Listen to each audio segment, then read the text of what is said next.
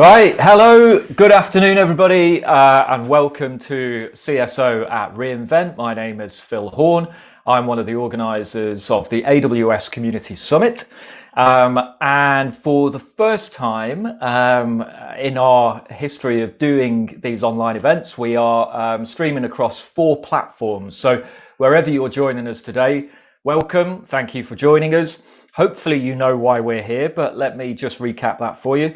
So as we all know, AWS Re Invent is happening over in Vegas at the moment. And the purpose of this event, this show that we're doing today, is to help you navigate all of the best, most interesting and most important announcements and sessions that are happening in Vegas.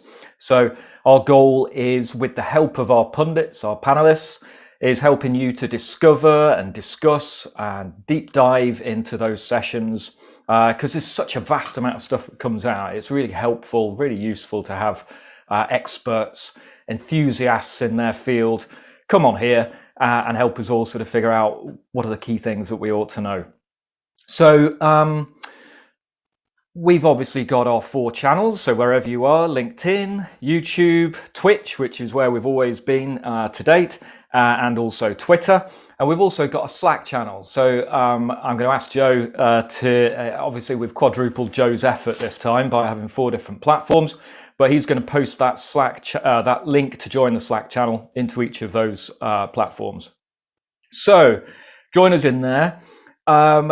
I will now tell you a little bit about what it is that we have got going on today. So as I mentioned, we've got our pundits, our panelists, and they are organized into 5 different sessions. So first session up is containers, then we're looking at serverless, then we've got data and analytics, then machine learning, and then something called everything else.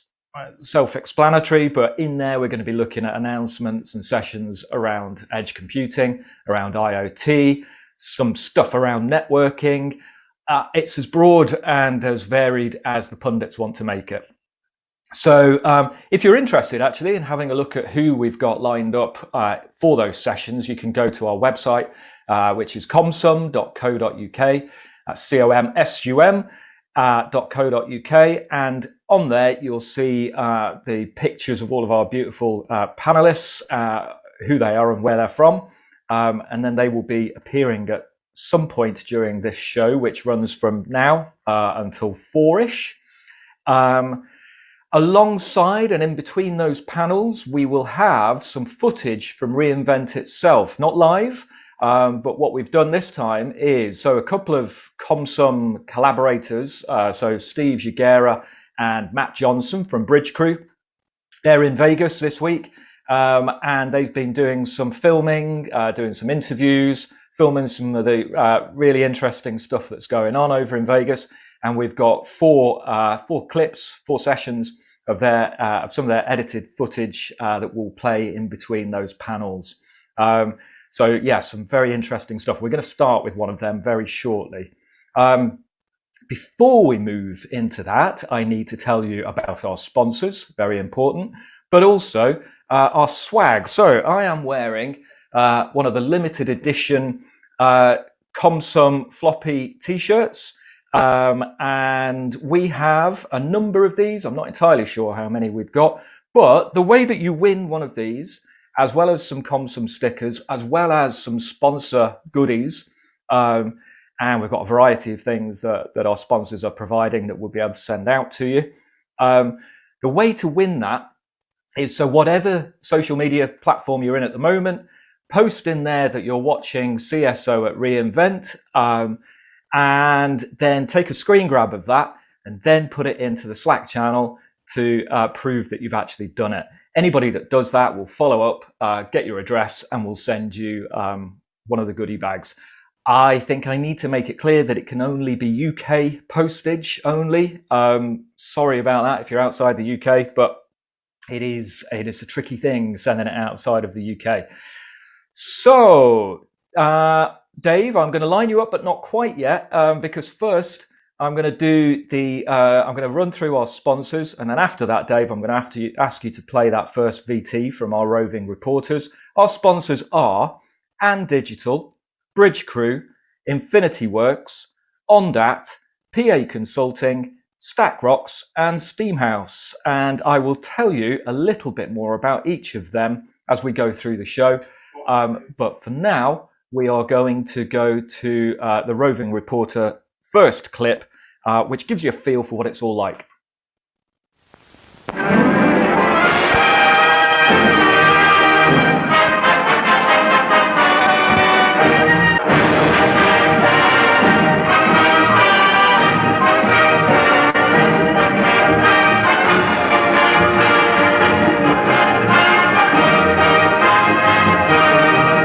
Hello, AWS Community Summit and AWS Re Invent fans. Steve Giguere here. I am in Vegas. Take a look just out this window.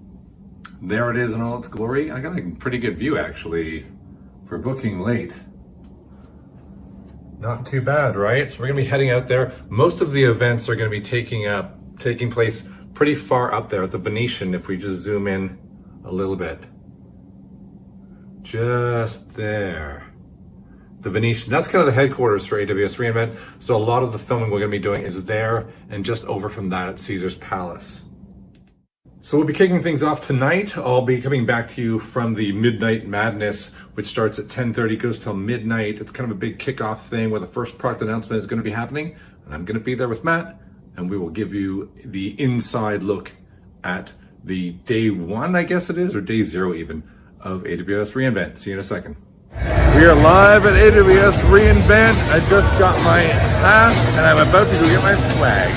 It's just over here. You'll see, you probably know it for the giant neon sign. We are here in the insanely long queue for the Midnight Madness at the start of Re Invent, and we're with a bunch of other people. Guys, what do you guys do? We are a tech startup, Silicon Valley based. We do software as a service for extended warranties. Not your car though, just for electronics and appliances. You're not going to service my Tesla? I'm not going to service your Tesla, I'm sorry. Maybe in the future. Right now we're focused on e-commerce. Cool. So if there's one thing, despite from the drink and the hijinks and the awesomeness, that you are looking forward to at Midnight Madness, like what is the one announcement you want to hear? No holds barred, like insanity and physics defining moments are acceptable. I've lost, like just more serverless support. We love serverless. We're all in serverless, so every announcement would be great. Indeed. Serverless all the way. Serverless all the way. Serverless all the way. You heard it here first, and we are moving forward. If there's one thing you'd like to see in CDK, like what would make your life easier in your day-to-day? Just keeping up with all the changes on CloudFormation. Like it's like ridiculous. They every time that Amazon releases a new feature, it takes like 6 months for it to get added to CloudFormation, and then another 6 months for it to get added to CDK. So like that alone would be great, is if they could automate that.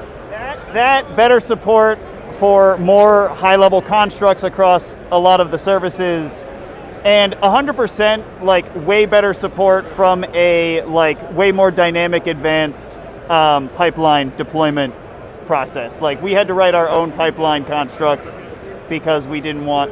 Well, when I wrote it, they didn't have pipeline constructs, and now that they do have them, it'd be better if they were more flexible than what they have now.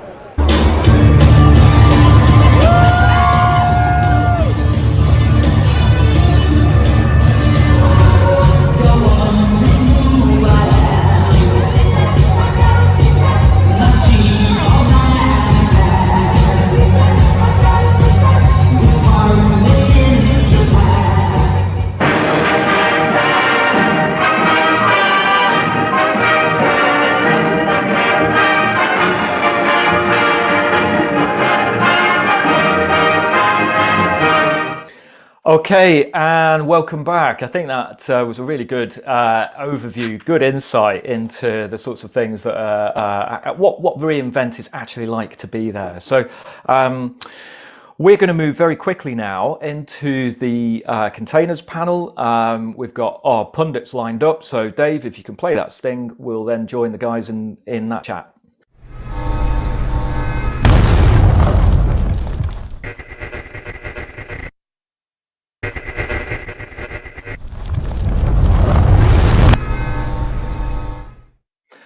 Okay, right. Well, good afternoon, everybody. Thank you for joining us. How are you doing? Good. Very good. Excellent. Very good. Excellent. Great.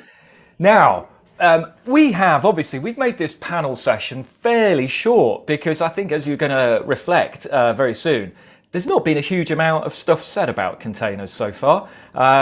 So I'm going to shut my mouth for a bit though, and actually let you all introduce yourselves, and then let's get into some of the highlights, some of the things that we can share. Ricardo, I'd like you to start by introducing yourself, please. Thanks. So, hello everyone. My name is Ricardo Sparrows. I'm an advocate for open source at AWS. Super. Jamie, you next, please. Hi, I'm Jamie Walker, Solutions Architect at Steamhouse. Excellent. Rob. Rob Greenwood, Tech Director at Steamhouse. Excellent. And then Bruno, please, up at the top. Hi everyone, Bruno. I work at Fortum as Head of Technology and Architecture. Okay, good. Right, well, as you were the last to be introduced, can you go first, Bruno, to actually give us your thoughts and reflections so far on containers out of reInvent? Sure. It's been a bit kind of dry on terms of new announcements. Maybe they are saving the best for last, perhaps, or not, I don't know. But definitely hasn't been much coming about containers. Quite a lot of things, for instance, like around ECR. That's been some of the things there. And also clearly on the marketplace with expanding a bit the program to allow partner workloads to deploy on Kubernetes. That's something that also caught my attention because the container program has been very specifically mostly about DCS. One thing that I was reflecting is that even though there hasn't been that much announcements within this week of reInvent, in the past weeks, there has been quite a lot of things about containers. And that was the most surprising part for me, that maybe they were trying to announce the things during the past weeks to try to create a buzz about those before this week. As we know, this week ends up being quite a lot of maybe too many things at the same time. So perhaps that was the strategy there. Yeah. Okay. Yeah. So we've got a video with the senior product manager for ECR. We've got an interview with him that we're going to play at some point during this panel session. So he might go into some of those. Rob, you were mentioning just before something that you wanted to comment on. Yeah. So I think one of the following on from what Bruno said, I think one of the releases sort of building up to reInvent was Carpenter, which is specifically for Kubernetes, but is aimed at being a cluster autoscaler replacement. So, but for kind of running hardware in response to containers. So a bit like Fargate, but being able to do it on your own sort of EC2 instances rather than having to use Fargate. It's kind of a little bit of an open source competitor to Spot, I would say. So quite an interesting release from AWS. Obviously, Spot also has its advantages, but yeah, Carpenter looks really interesting. So yeah, very keen to sort of have a play around with that. Yeah, I checked out there was a session. I'm not sure if it was just a demo on the containers from the Couch people, but they went through and walked through actually how to set up and use Carpenter and some of the unique selling points of it. And I think what they were really talking about was the flexibility in how you can choose the different configurations within your scaling groups, but also the speed and response. Right, that was the big thing. It's really around how to increase the response times and reduce the latency for your scaling events, which I thought was really cool.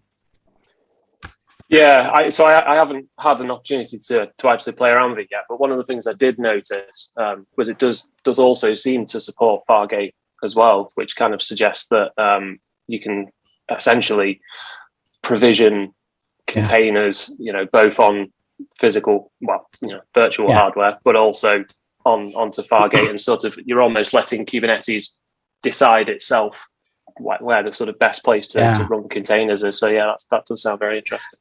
And also, it's potentially extensible, right? So it's an open framework. So at the moment, it is geared to EKS and Kubernetes, and I think it supports MLOps as well. But I'm not 100%. I'm not overly familiar with Kubernetes, but they did say that you could create a pull request and integrate, for example, maybe GCP or Azure into that as well. So I think that's going to be interesting to see what the community does in that space. I mean, touching upon the ECR stuff, back to the ECR stuff, I think that I actually there was one thing that they maybe didn't dive deep into, which was the security scanning update. Because obviously, you've always been able to scan images in ECR, right? And actually, it's pretty cool. Actually, it's a really nice feature. Not so nice when you're demoing it and your image that you're using comes up red, right? That's not so good. But what they announced is that they're kind of like extending the functionality now. So it's not just the container image that's scanned, but also the libraries you're using as well within your images as well. So that's a nice little feature, and it's continuous as well, which means it's not just a one time when you publish, which I thought was pretty cool. And that all the reports then can go to your reporting hub. So if you're using Security Hub, for example, there's nice integration. So you've got that single place to receive notifications around, those dodgy container images you're building. So you can enable that at the organization level, right, as well. So that makes management a bit easier. Yeah, that's cool. Yeah, and one thing they didn't talk about directly, I don't think, but it is in Deepak's container leadership session. So if you haven't seen that, it's definitely worth checking out. And that is that there's a standard, a Notary V2 Standard, okay, which allows you to sign images at an organizational level and to provide that kind of extra level of I guess confidence that the images you're using are the ones you think you're using. And that was support for that was announced as well. So it's definitely worth looking into that as well, I think. Yeah, sure. I think go on, Jamie. Sorry, I was going to say one of the most important, or kind of prominent features for me, or releases for me, was the pull-through cache. It's going to be very useful for many of our customers. Being able to cache images from public registries into your private ECR repos. You get all the benefits of ECR. One of the use cases that I think would be quite good for our customers is for their build pipelines, so their image build pipelines. When most of the time they're pulling from images on hosted on rate limited public registries and stuff. So definitely come in and make their lives a lot easiher. Yeah, definitely. I would like to add on that. I think those announcements on ECR were clearly also like a stab at Docker on the ability, of course, to now that the public images of Docker will be part of the ECR public. That's kind of like a clear step. One thing that I didn't saw, and I was kind of half expecting, or I'm still half expecting it to happen, is that something along the lines of basically freeing organizations from having to use Docker. In essence, for instance, that now in was it January or February, any big company that uses Docker Desktop will need to pay for it mandatorily. Even if you're just using it to build your own images on if you're not using any of the capabilities that Docker Desktop gives. And that might be something that I'm still like half expecting, that maybe something along of enhanced Podman or something like that to kind of fulfill that gap, because otherwise I kind of feel that people will end up using the Docker Desktop and kind of Docker Hub as a consequence of it. But let's see. There's still time this week. There is. I mean, there absolutely is. We've not even had Werner's keynote yet, have we? So there's a quite a high likelihood that there will be further big announcements made in that. So Dave, I'm just going to give you about a 15-second warning that we're going to ask you to play the interview with Sravan, the product manager for ECR, which, because everybody's talked about that so far, so that's clearly the highlight of the announcements. And then when we come back from that, guys, I'm going to ask you to share perhaps the sessions that you would direct people to go and watch. If I hope that's not springing a surprise on you. So containers related sessions. After we've played this VT, we'll come back and we'll get your thoughts on that. Dave, roll that, please.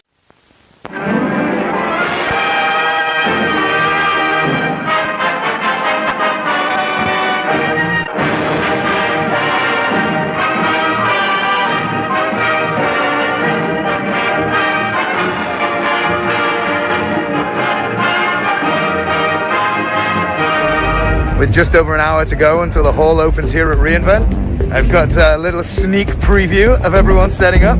Let's go for a little walk around before it gets super busy.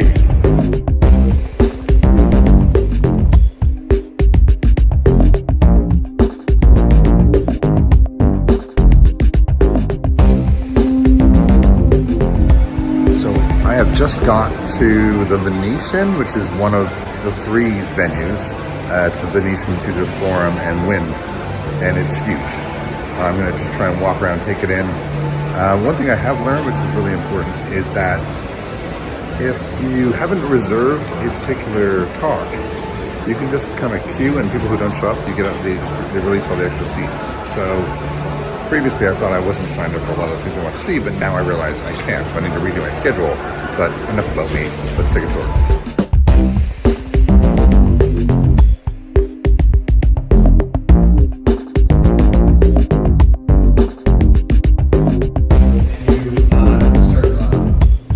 Offering a service that launched today, this morning actually, and it's pretty much AWS's managed software scanning solution.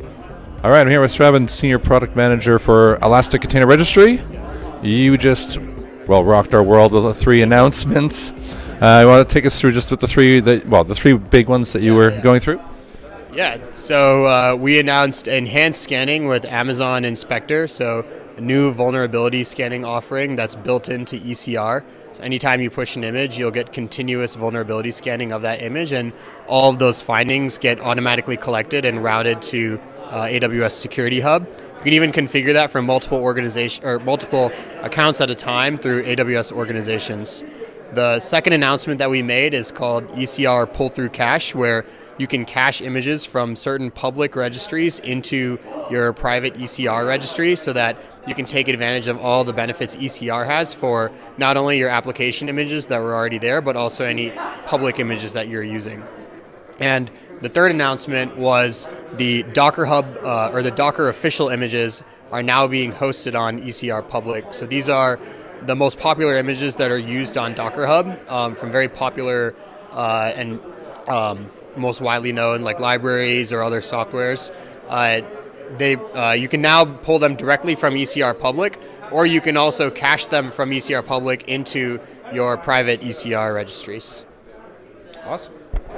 As someone who's had to hand implement a pull-through cache, I know a lot of people are going to be really happy with that feature. So anyway, thanks. I'll let you go now. I know you got a busy day ahead. I appreciate it.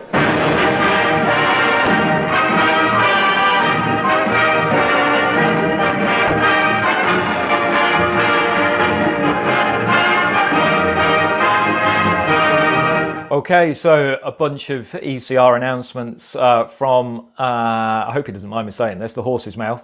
And that is where, that's where we're all, those are some of the key highlights. But Jamie, I think you were going to tell us about another one before we go to these sessions that... Yeah, so it's a pre-event announcement actually, but it's the announcements for Graviton 2 support for Fargate. So I understand it delivers up to like 40% better price performance and 20% lower cost, like compared to Intel base 86, like Fargate containerized applications. So, it's quite decent improvements there. I think Ricardo, in the discussion beforehand, it was something we both wanted to discuss. So I'll hand over to Ricardo for him to add to that, if that's all right. Yeah, I mean, I've been waiting for this for a long time. I actually did a talk at DevOps World in September, and it was about creating multi-architecture CI/CD pipelines. And I used ECS, but I had to use effectively EC2 instances, right? Because I couldn't use Fargate because I wanted to have x86 and Graviton based instance types. But now, of course, I can go back and revisit that and do it with Fargate, which is cool. So I'm a massive fan of ARM generally. I think because of it's not just the price performance, right? But it's actually the efficiency and the potential to have like 40% or 50% lower power consumption. I think is super cool without sacrificing performance. So I'm super happy to see what happens, and I think obviously we need ARM based images. So folks who are watching, start cross compiling images on x86 and ARM. Never been easier. Cool. Bruno, did you have anything else to add in terms of pre-reInvent announcements? Yes, I have three things. They are not three things that particularly excite me personally, but I know that it helps a lot of organizations. And I know that Adrian is on the back line rooting for this one, is his favorite, that now you can have Fargate's Windows container support. I'm pretty sure it's his favorite thing. Other thing is the ECS Anywhere that now supports GPUs, so that this has particularly good applications for organizations that have invested in specific hardware in their outside AWS, and now they can bring that to the ECS world. And the other one is now that App Runner supports CDK. And I think that's also like a very good thing, because a lot of simple workloads, container-based, can be now running in App Runner, and CDK has a lot of enthusiastic supporters. So I'm quite happy with that, even though I don't personally use it. Good. Okay, and then to round off this panel session then, Rob, I think you've got a couple of sessions that you would signpost people towards. Yeah, so I think Ricardo had already mentioned the containers on AWS leadership session that was yesterday, I think. So that's now on demand. So yeah, I mean that's a great starting point for anyone interested in containers. I think also today is the infrastructure keynote, so I wouldn't necessarily expect any major container announcements there, but it's certainly an interesting keynote to join to get a bit of an understanding of what's actually running the containers. And Graviton, I think, is a great example of a sort of technology that you'll find out a lot more about in those types of sessions, and just how it scales generally. So I think those are currently my two recommendations. Yeah, the lead session is great because he talks about lots of things right around customers using it, and there's a big up to the Graviton stuff there.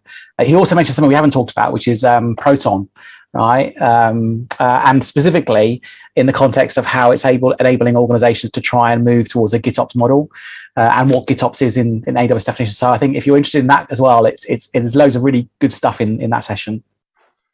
Yeah, there's quite a few different sort of technologies in there, isn't there? I mean, there's the sort of running joke of there's 17 different ways of running containers on AWS. So, I think that's sweet.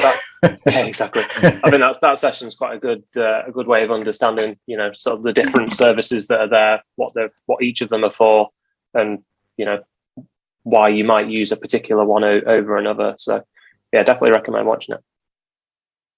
Excellent. I think that brings us to time.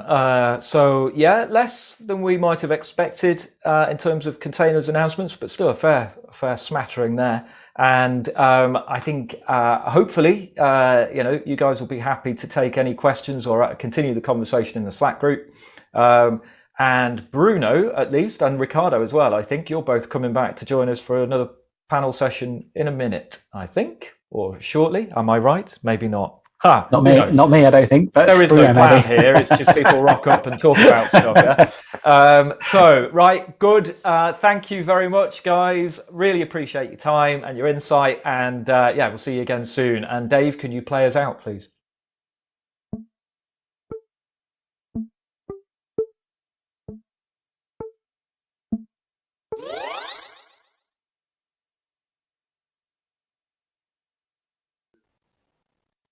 Okay, next up we have our serverless panel. This one's slightly extended because I think that we feel that there is more to talk about in terms of serverless than there was in terms of containers, so we moved the timings around. Before we do that, I want to give you 30 seconds overview of a couple of our sponsors. So And Digital. And Digital are a professional services business. They accelerate digital delivery on AWS, guiding, building and equipping companies through migrations, building digital products, etc. We've actually got Tina and Manny from And Digital, a couple of our pundits today, so you'll be able to meet them. The second of our sponsors I just want to mention are Bridge Crew. Bridge Crew have been with us as a sponsor for quite a while now. Their solution automates infrastructure security from code to cloud, bridging the gap between cloud security and developers. They're now part of Palo Alto's Prisma Cloud. And we've had a lot of contributors from Bridge Crew over the years, not least Steve and Matt, who are our roving reporters in Vegas this week. So, Dave, let's move into the serverless panel, and can you play the intro for that, please?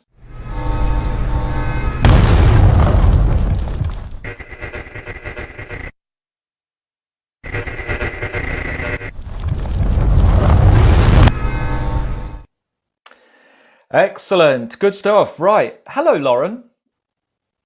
It looks like we have a panel of one here, but I do believe that we've got Jan and Adrian. There's Jan, and there is Adrian.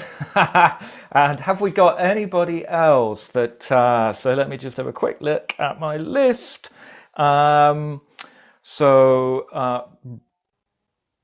Well, we are more than enough here, and if other people join us, then that's great. But right, I'm going to go around the panel here and ask you guys to introduce yourself. Lauren, could you start, please, by giving a quick introduction?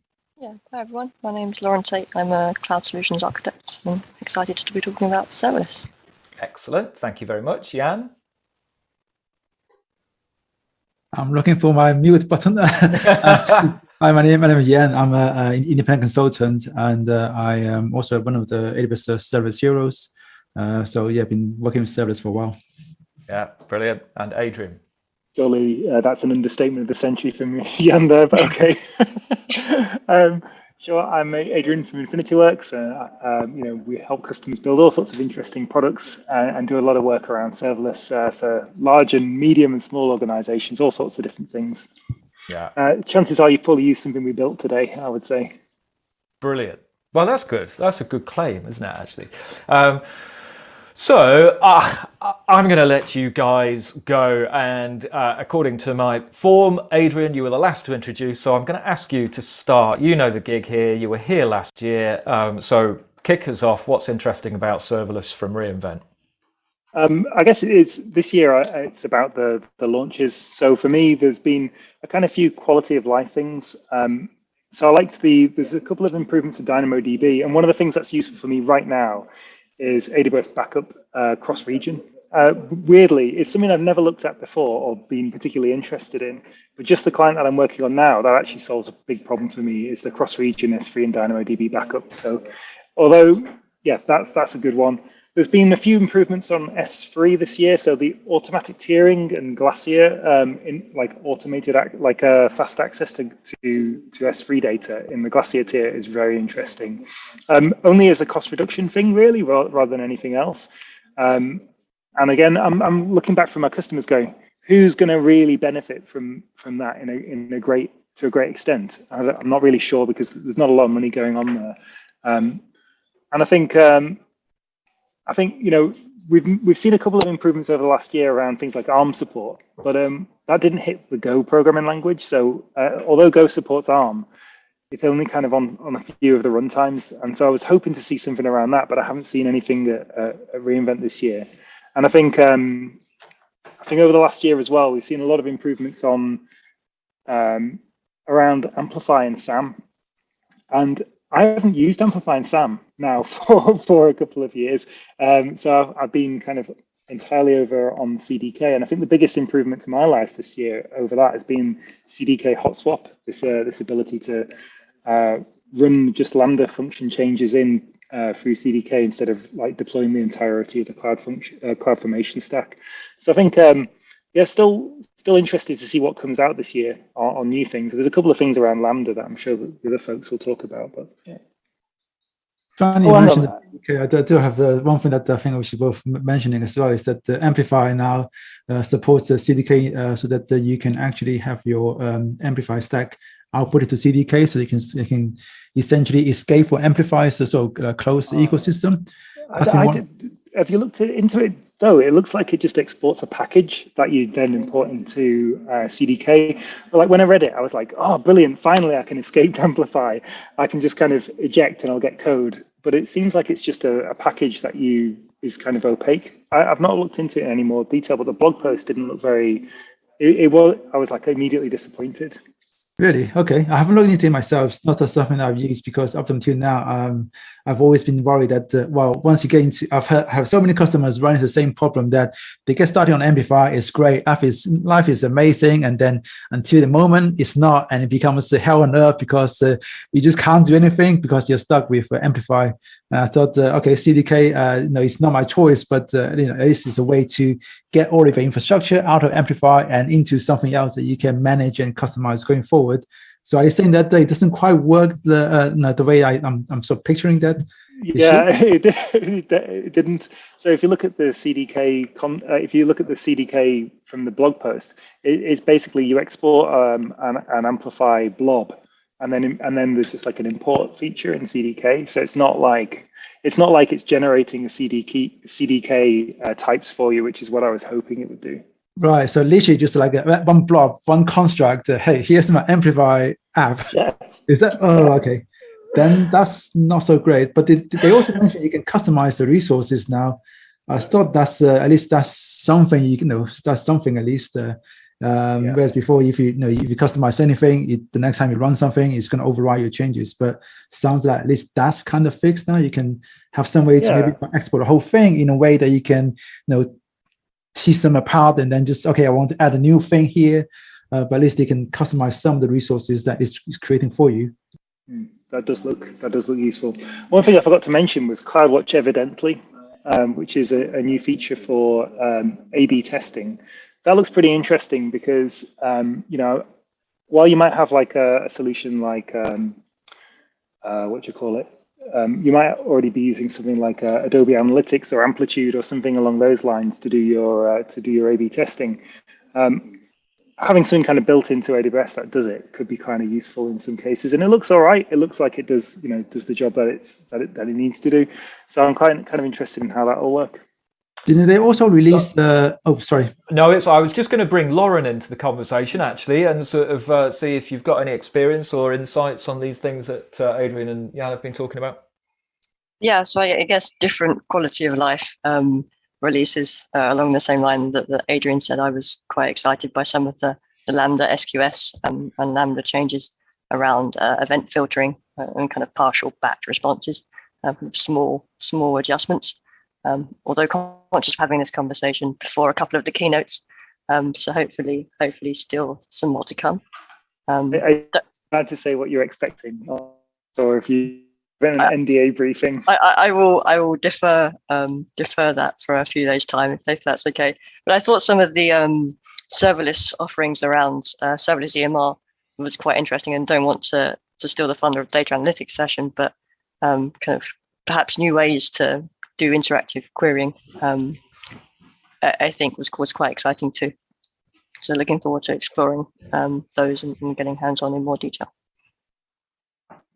Yeah, there have been some interesting updates for Kinesis and DynamoDB streams, like the event filtering you mentioned. But also they finally do some kind of like a pay-per-use, pay-per-use thing for Kinesis data streams. Like people's been asking for that for years. It's not 100% like what we asked for in terms of like Firehose stream pricing, but you still at least don't have to worry about the provisioning stuff anymore. You can, with the on-demand mode, you're still paying like an hourly rate, but at least you don't have to, do all this other work around auto scaling and or over provision the number of shards you need by 2x, that kind of thing. So at least that's makes the life a lot easier for people that are using Kinesis. I thought that was such a really big announcement. Yeah, I think I'd be excited about it if I'd used Kinesis in the last few years. But like I've been thinking again about projects that'll make an impact on, and I can't really see anything that that my teams or that people I know have worked on that I think, oh yeah, that's really going to make a difference to them. Because I think if you're already into Kinesis, then you've already sort of suffered that problem and you've already dealt with it. And if you're not into and if you're thinking about building something else, you probably would try and avoid Kinesis perhaps, unless you have that scale. There's a lot of people who use Kinesis as part of as a core part of data pipeline, shifting data around. They the general solution is just to over provision. I was talking to a Wiley a while back on my podcast, and they are actually just overrunning the number of shards and pay extra for throughput that they don't need all the time. But then when there's a spike, they don't have to worry about auto scaling all of that. I've built some auto scaling solutions in the past, but it's a bit awkward because you've got this tension of number of API calls you can make to reduce the number of shards and things like that. So you can scale up eagerly, but when you're scaling down, you've got to be a bit more careful. Otherwise, you're going to hit that. I don't know how many calls you can make now. I think it's 32 or something like that per day. So intraday sort of scaling up and down is it's still quite a tricky thing to do.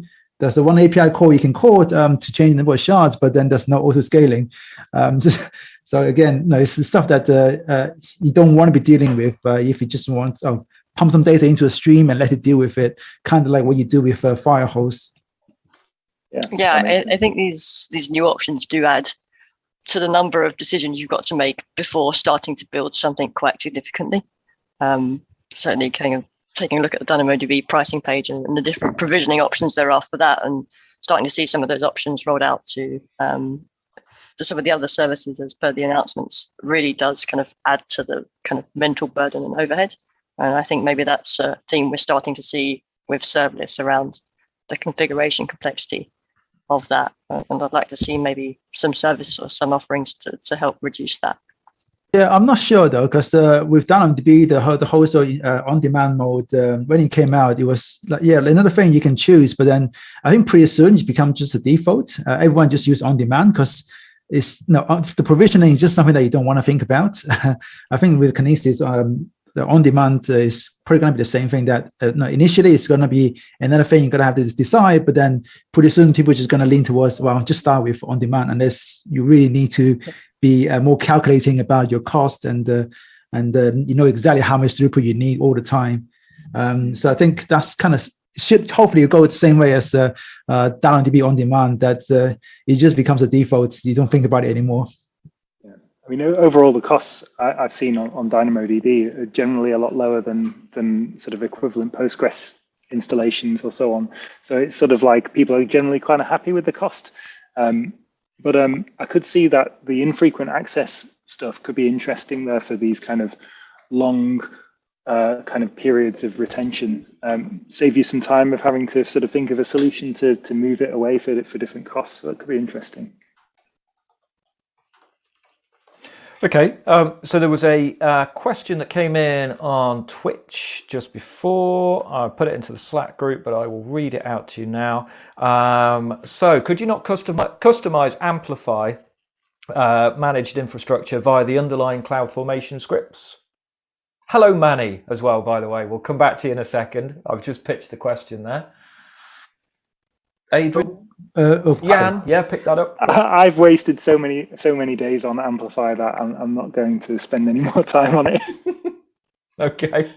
Yeah, so with the if you think about customizing scripts that are auto-generated by some tool, you always have the same problem that whatever you customize, next time you add something to the tool that that generates the thing that you would just customize, it's going to override your changes. There's a lot of people that's done a lot of sort of manual work to work around that. I've seen people use things like, we're going to use a macro so that after Amplify generated CloudFormation stack, one deployment, at deployment time, we run our own custom macro to change some settings that we don't like.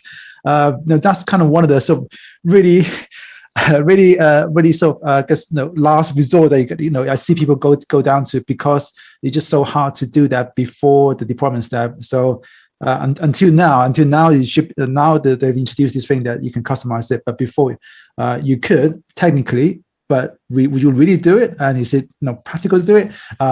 Not really. Okay. Now you could. Cool. Yeah. Okay. Good. Right, Manny. Good to see you. Thank you very much for joining. Sorry we're a bit late letting you in, but. Can you give us an introduction to yourself and a brief overview of the sorts of things you get involved in? Yeah, sure. Hi, everyone. Thanks for having me, Phil. So I'm Manny. I'm a cloud lead at And Digital in Manchester. Sort of involved with heading up accounts, in charge of some digital transformation pieces with some key enterprises at the moment. Yeah, sorry I was a bit late. I've sort of been keeping up with the stream. I was talking Kafka before.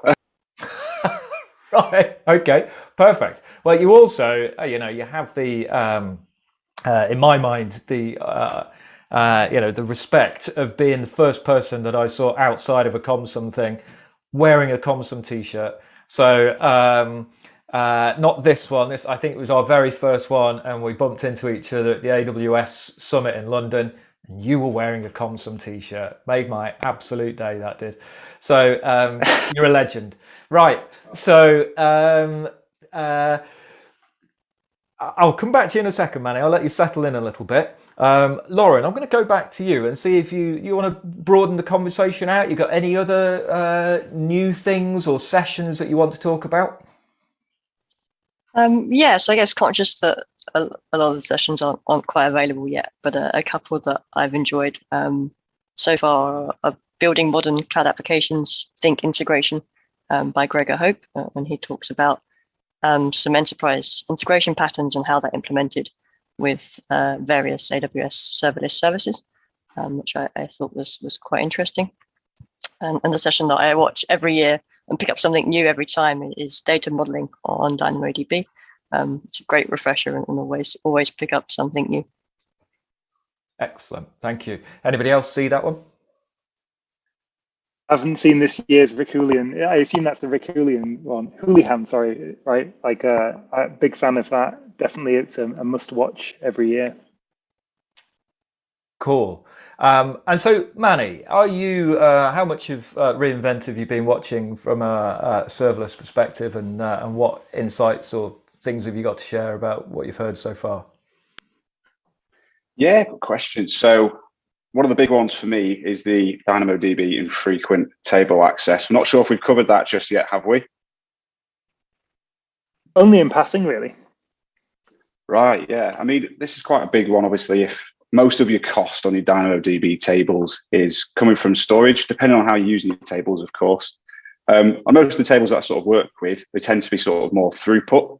So there's like the highest cost on there. So infrequent access isn't that exciting if that's what your workload is for, but could definitely see where this would be useful if you're storing things like application logs and that kind of thing in your Dynamo tables. It's definitely one to look at. We might have to reassess some of our other workloads and other customers based on that.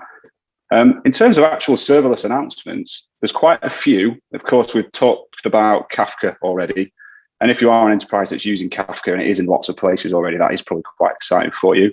But for me, I was quite excited by Redshift serverless.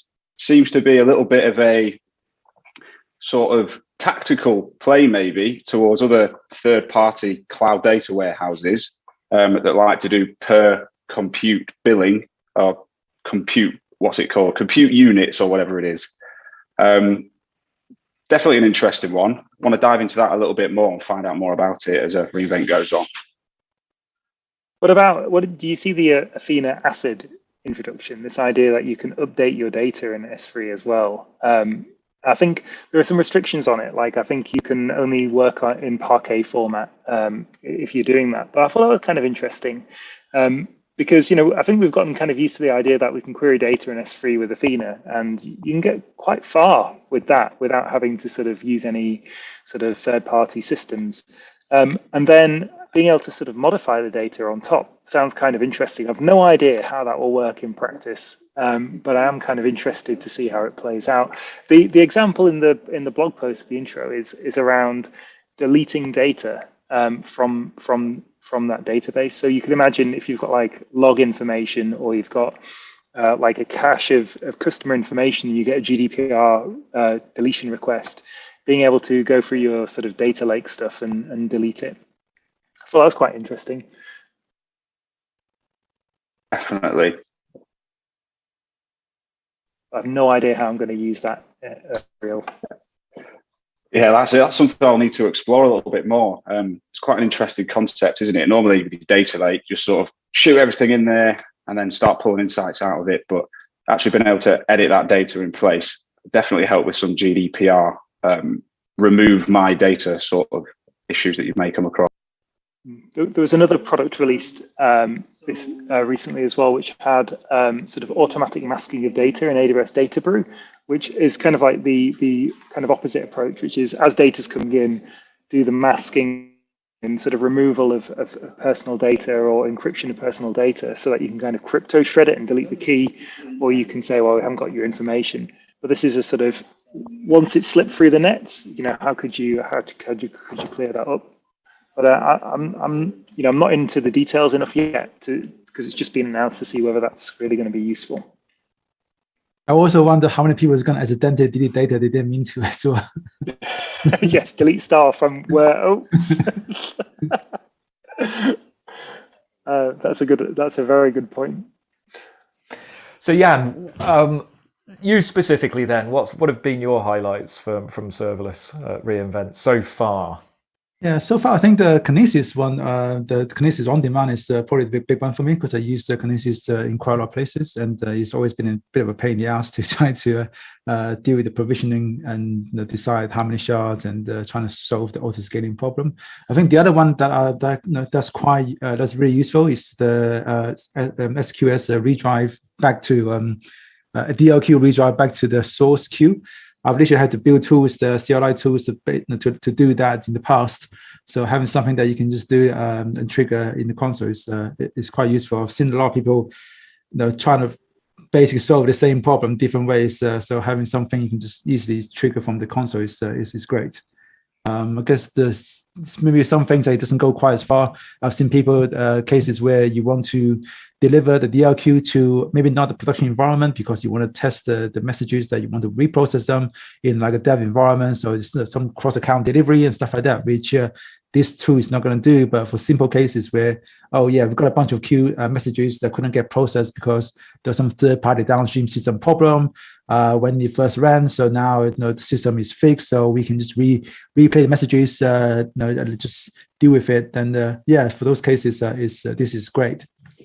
Yeah, I'm really hoping there's lots more to run with that. It looked like it was a button in the AWS console for now. But as you said, I've seen lots of scenarios where we've kind of built logic around moving messages around to source queues and performing kind of business logic and retry logic there. So yeah, we'd like to see more in that direction. And maybe some X-ray support across SQS would be nice. I think there's been an outstanding GitHub issue on that for 2 years now. I thought they added that. So do you still not see invocations on both sides of the? Oh, okay. I thought they fixed that, or maybe that was just the SNS.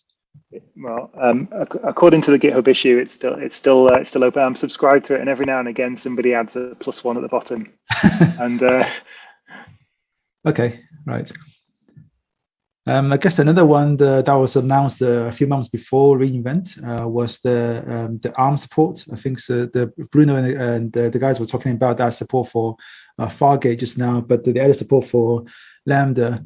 The funny thing is, like the performance numbers I get from those blog posts are quite different from a lot of the reports I've actually heard from people actually using ARM, or at least have tried to use ARM with Lambda in the real world. And a lot of the performance tests I've done myself has given me all kind of different numbers depending on the workload. So if you are thinking about using ARM for anything that's CPU intensive, then run your own test before you make a commitment, because even though it may be cheaper per millisecond, it may end up being more expensive because it's not as performant as x86 for your workload. But if you're just doing I/O work like most of my functions, then it probably is going to end up just 20% cheaper for free, because all my function does is run call down DB and then just wait, and then so in that case you're just paying for I/O wait time. So yeah, so for those use cases, I think ARM is great. I think one of the things that happened over the last year was Cloudfront Functions as well, right? That's been a big performance improvement. I changed my blog to use Cloudfront Functions instead of Lambda at Edge, and got quite an improvement in performance and on obviously lower costs and so on. It's perhaps not the most beautiful programming model, like if you compare it to something like Cloudflare Workers, where you can use external node modules and all that kind of stuff. It doesn't have any of that kind of good stuff. You have to write pretty old-fashioned JavaScript, and you can't use any external libraries. But man, it works. It's great. Yeah, it's that the Lambda Edge does the operational overhead. I think that was always crazy as well. Like it's trying to find logs that's for functions that you deploy to Lambda Edge. They're all over the place, and just trying to collect the logs is a massive pain in the ass as well. But I do hope they bring more of the sort of, I guess, copy more of the features from Cloudflare workers, because there's also the KV store, or these are the data asset stuff that they're doing, which makes the Cloudflare workers still leaps and bounds a bit better compared to what we have right now with the sort of on edge offers from AWS. Good. So obviously we've got Werner's keynote coming up. Are there things that you're hoping he's going to announce that we've not had announced so far, or things that you think should be happening? If there's one thing I could wish for, when you create a new AWS account, it wouldn't have any security findings in it in the AWS Security Hub. Like if you use Control Tower to create an account, it'd be really great if it didn't then immediately flag up in AWS Security Hub with a bunch of stuff that needs to be fixed. So I would just like there to be more automated tooling around that sort of, so I don't really have to deal with that stuff, right? I think there's like a big risk, if you like, in having an AWS account, that you have this kind of big box of open world that you have to know quite a lot about to deal with. And it's okay if you're willing to invest, years of your time kind of studying on the stuff. But I really think we need to make a simpler world. Cool. Lauren, anything in that sort of area for you? So I guess less around the accounts stand up, but I guess more around the simpler world is, I guess, some improvements to AppSync and some Apollo features there, but also maybe parallels to some of the API gateway features and how APIs are handled through API gateway, to bring some parallels to the way they're managing AppSync, I think would be a real great thing from a usability perspective. Cool. Manny? Yes, secondly what Adrian said about the account setup thing, I think we both worked on an account where we basically had that exact problem, right? And we sort of launched this new landing zone via Control Tower or whatever. And yes, you get some good guardrails out of the box, but the first thing you have to do is make a massive backlog of these are all security things we need to do. And then if you're in a regulated industry as well, you got to add all those in as well. And it's just sort of like, it's not busy work, it has to happen. And it's great if your engineers know how it all works, of course, but it would be nice to sort of tick some of that stuff off just by launching an AWS account and accept the cost involved with it as well.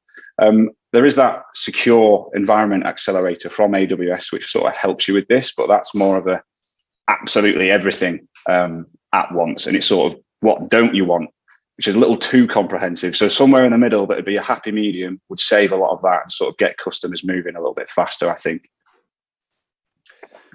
Okay. Oh, look, we're losing people's videos left, right, and centre here, but I don't know what's going on.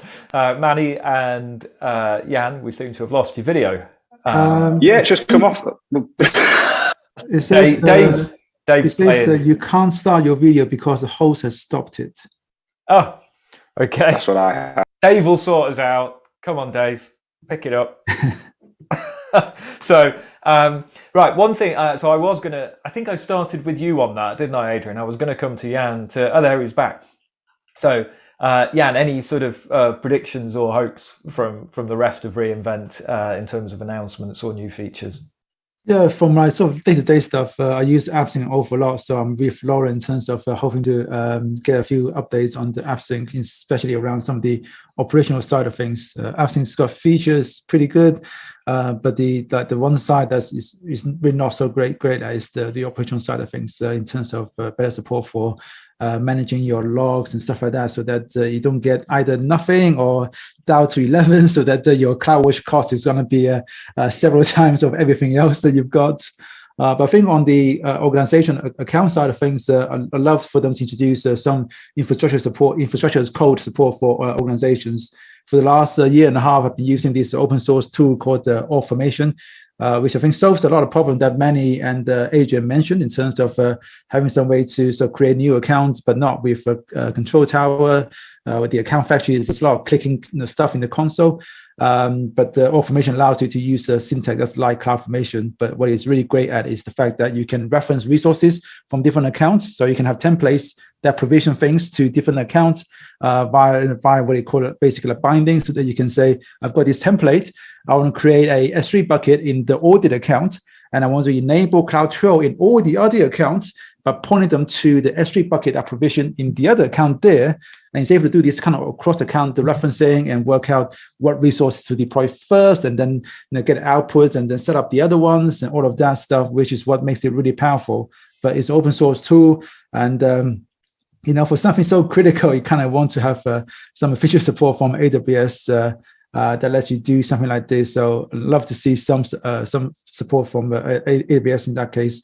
Otherwise, all these tools are great around organization, but it's just clicking stuff in the console. It's just in an environment where you got different teams, different people with different experiences, you can't expect people to click the right buttons in the right order all the time. Yeah. Anyone got any follow-up on that? No. So the next thing I was going to, so I don't want to rush you off past. If there's other announcements and sessions you want to talk about, then by all means do. One of the things I want to ask you about is, so Adrian, you mentioned your blog just before. Jan, I know you blog an enormous amount. You run lots of training sessions and stuff. If people are going to go somewhere for a kind of written summary and digest of all the best stuff to do with serverless, well, more generally, but also out of reInvent, where would they go? Where do you go for this, or you just write it yourselves? Where do I read? I'm a sort of ardent Hacker News reader, which is probably not great for my for my social life. Pretty sad, I suppose. But I'm addicted to that stuff. I do enjoy reading just random stuff. The getting into the outrage in the technology world and the sort of audacious claims and so on. I think it's different in terms of what to read up on and things like that. I think I tend to be mostly interested in how people have approached different problems and how they've solved them. So I'm more interested in the kind of architecture, but you can't sort of necessarily lift and shift something that that somebody else has done, because it may not always fit what you're trying to achieve. So I think one of the nice things about serverless and the kind of ecosystem around it is that I have been able to pick up some bits and pieces, and quite a lot of them. So at the moment I'm working on creating insurance documentation. Great fun. We need a PDF solution, and somebody's bothered to make the sort of setup for running WK HTML inside Lambda and all that kind of stuff. I'm doing some work around sort of SFTP integrations and so on. And again, people have done the work to sort of open source their CDK stacks for adding IP whitelisting and all sorts of things. So I think really I tend to look for things that are kind of task related, so rather than general reading, I think. Yep. Okay, cool. Manny, Jan? I think, Manny, go ahead. Yeah, I was going to say the usual places like AWS Architecture Center has always been updated with new resources and information. Embarrassingly, some of the people on this call have them on LinkedIn, follow them, post lots of great stuff, and you've actually helped me out on a couple of problems before. It's the serverless community isn't that big and it's growing fast. Connect with people on LinkedIn from AWS, the serverless heroes that we have in here as well. They're always posting stuff. That's it, really. There's not that much content, as I say, on the general internet, because this stuff's still pretty new. And as Adrian said, a lot of it is task-based. So yeah, connect with each other and share experiences, and we can keep it growing, I suppose. Yep. Yeah, I think for even if you're completely new to this space, I think reading like ad hoc task-based articles is not that useful.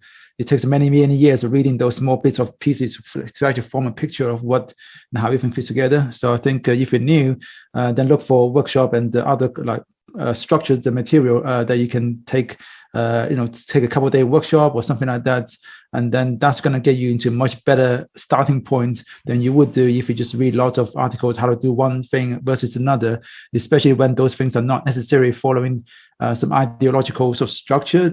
So I would say, once you get to a certain point, you're kind of familiar with the space, then there is a lot of content out there already. I mean, I myself have written over 150 articles on serverless alone in the last couple of years, and get to the point where everything I wanted to say, I've really said it before. Writing less and less nowadays. But the thing is, there's always a new audience for it. New technology. Yeah. Did you just say exactly what I said there, Adrian? No, I said, but the technology will have shifted, right? Like, so that's the thing with the AWS world. Something, like if you've ever done a well architecture review, then with 2,000 new changes coming out like every year, that's been the rate of change inside AWS across sort of 200 services nearly. That's a huge amount of change. So even something that was like really well done 3 years ago is unlikely to be making the best use of AWS today, because features have changed, things have moved on, constraints that were in place aren't there anymore. So it is difficult. I think Jan's completely right there. Like, what I do and how I work, with years of experience on that, is probably not going to do you any good. I think for me, what really helped me was doing things like the AWS developer exams and the DevOps Pro exams, and going through that, because it gives you a really good grounding, I think, in the in the broad range of tools that are at your disposal. Yeah. I also can't stress enough the value of just experimenting. Like stuff, new features come out, just give it a try, or think about how would this thing actually work if some obscure use case comes up. How would that fail? Because that's one of the things that you don't find in AWS documentations or most other content. Just how the things blow up. Which is actually really interesting once you think about, okay, that's how they intended for it to work, and then designing a little experiment to see how would it work if some weird use cases comes up, and then that really help you build up a mental model of how things under the hood works. Because ultimately, all of these services, they're not magic. They're all running on someone's written code, probably slightly better written than yours, but still, there's going to be that stuff that people haven't thought about, or it's just not designed for a certain kind of workload. And it really helps build up that mental model that help you deeply understand how service works. If you just try to run some experiments, I love doing that stuff. And the great thing with serverless is that you're probably not going to pay for it because if you don't, unless you're doing like millions and millions of requests to this thing, it's probably going to come up like 20 cents on your AWS bill. Although I will say there's a new feature released just this session, right, around the automated machine learning stuff, and one of the folks inside the Amazon APN ambassadors group was saying that he thinks he's just run up a $1,200 bill in one experiment by not reading the cost structures, which could be amusing for him. Excellent. I sense a new blog post coming up. Yeah, that's what I said. I said you need to get onto Quinny Pig straight away. Good. Right. So to summarize just on that bit, Manny mentioned the AWS heroes, and you've mentioned AWS ambassadors, and these are people that, so you're a hero, aren't you, Jan? And I think, Adrian, are you a hero or are you an ambassador? Or I'm an Amazon ambassador, APN ambassador, because that means that I work for a partner group. It's supposed to be the same, but in terms of structure and so on. Yeah. But these are people who kind of, part of that role is about sharing expertise, isn't it? And so I think that's a good steer from Manny there about go and find those people, follow them. They've almost certainly published some stuff on it, and following them and hearing their thoughts on stuff is a good way to get started in it, isn't it? Right. Good stuff. Have you got any final thoughts, or I'm going to tee Dave up to potentially play the Roving Reporter number 4 video that we had as a potential there. So I'm teeing him up just in case you guys say, yeah, we're all good here. Or if you've got more to talk about around serverless, then go for it. But otherwise, I will go to that video. Just a last final thought for people that are completely new, as we were saying. have a look at event modeling, because using the AWS services, just using them is quite easy. Trying to achieve like a great customer outcome is hard. If you look at event modeling, it'll sort of help frame problems in a way which sort of lends itself nicely to serverless architecture, and it will sort of write itself in terms of how you'll structure those things. So yeah, for anyone that's completely new, have a look at event modeling. Nice. Good. Final thoughts from you, Jan? Even if it's just thanks very much and goodbye. Yeah, thanks very much. I enjoyed the rest of the conference. Brilliant. That's good. Adrian? Merry Christmas, everybody.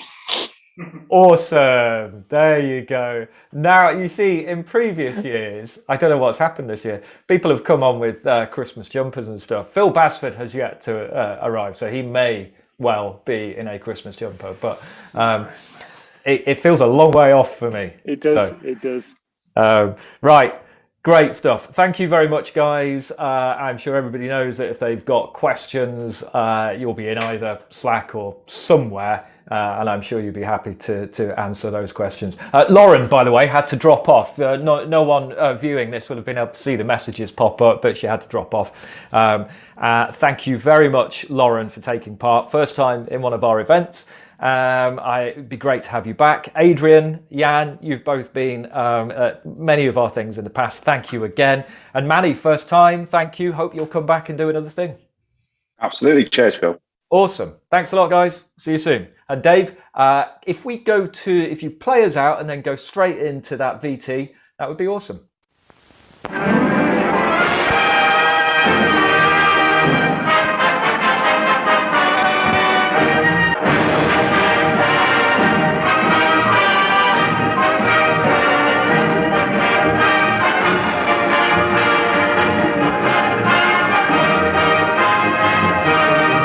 Hey, just behind me, if you look up there, you can see the AWS Builders Fair.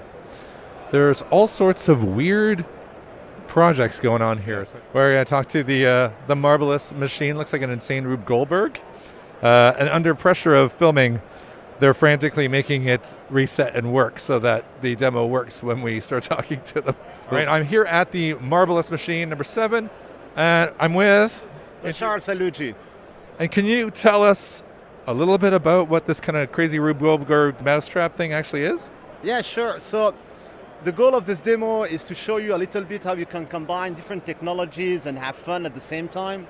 So it's a mix of augmented reality, IoT, machine learning, and web application. So it all starts, basically we have those white marbles, and we had fun this morning. We have a bunch of pens, so we decorated them. We created like unique flavors of marbles, as you can see on the screen here. Yeah. And we fed it into the machine, which took a bunch of pictures. We took 20 pictures per marble, and then with using that web app, we are able to train a model which will recognize the different marble. And we decided for fun that this one is special.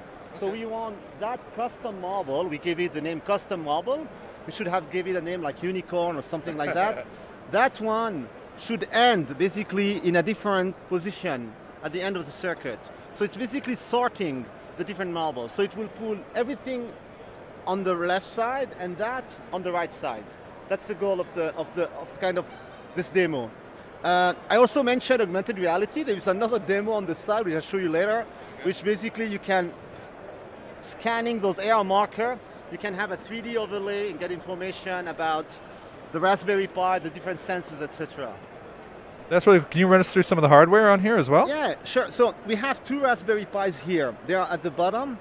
They connected via GPIOs to different sensors and servo. So here, that's kind of a custom build.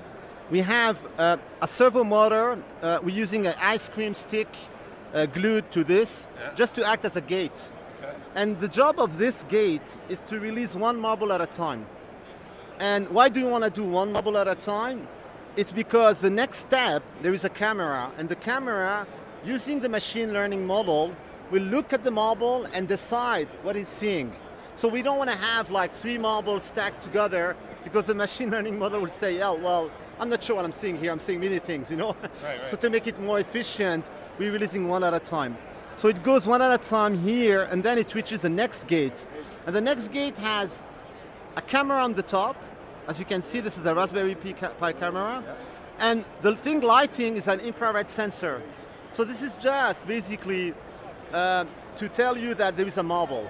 Right. There is a marble, time to detect. Okay. We don't want to detect all the time, wasting CPU cycles for nothing. Makes sense. And when it detects, it's going to tell the next gate, go left or go right, to basically bring the marble to the right place. Okay. And now we're going to see it work. We'll see. So we did a lot of change. Let's try. You did say earlier, yeah. Some of your ink is worn off. And the inks went off. But let's try. Let's have a leap of faith and see how it goes. So we just, So what are we bringing here, Eric? Okay, so we have like 2 of those. If the God of demo are with us, those should go on the right side, and the 2 other ones should go on the left side. Let's cross finger. I don't know. Let's see. All right, drum roll. Let's see. So we're going to throw them. So they should go there. They should go release one at a time if all goes well. Yep. It will release one at a time. So, yep. Okay, so one at a time it releases. Goes to the next stage. We're putting some light here so it can see better because there is a bit of shadow. So this should go on the right side if all goes well. Okay, hey. We got lucky. Let's not jinx it because I'm losing a bit of faith because they really changed the color. They lost all their colors. So this should go on the left. Yeah. Well, okay. Hey. The next one, I can't see the next one. Yeah, it should go on the left, right? It's not a sock. Yeah, it's on the left. Yeah, that should go there.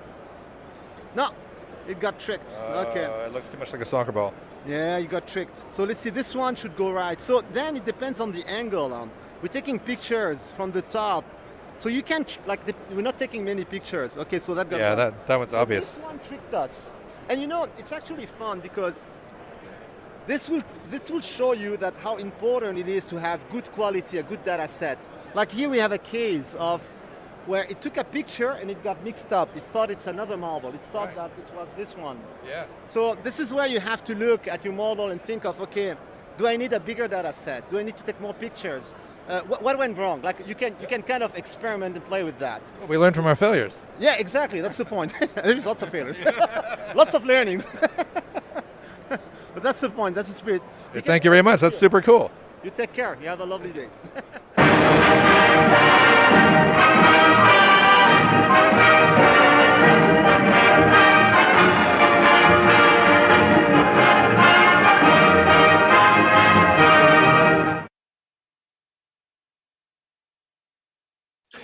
Okay, welcome back. So Mousetrap enabled by IoT Lollysticks, I think, was in there as well, and all sorts of stuff. Brilliant footage this from Steve and Matt, and we've got a couple more yet to go. One of them is the next one's quite amusing, really. Steve tries to play golf, and Matt's wearing some clothes virtually. Well, in reality as well, obviously. But, and then after that, there is also Steve trying out some Deep Racer stuff. For now, though, we are about to go into our data and analytics panel. So, Dave, roll that intro for data and analytics, please.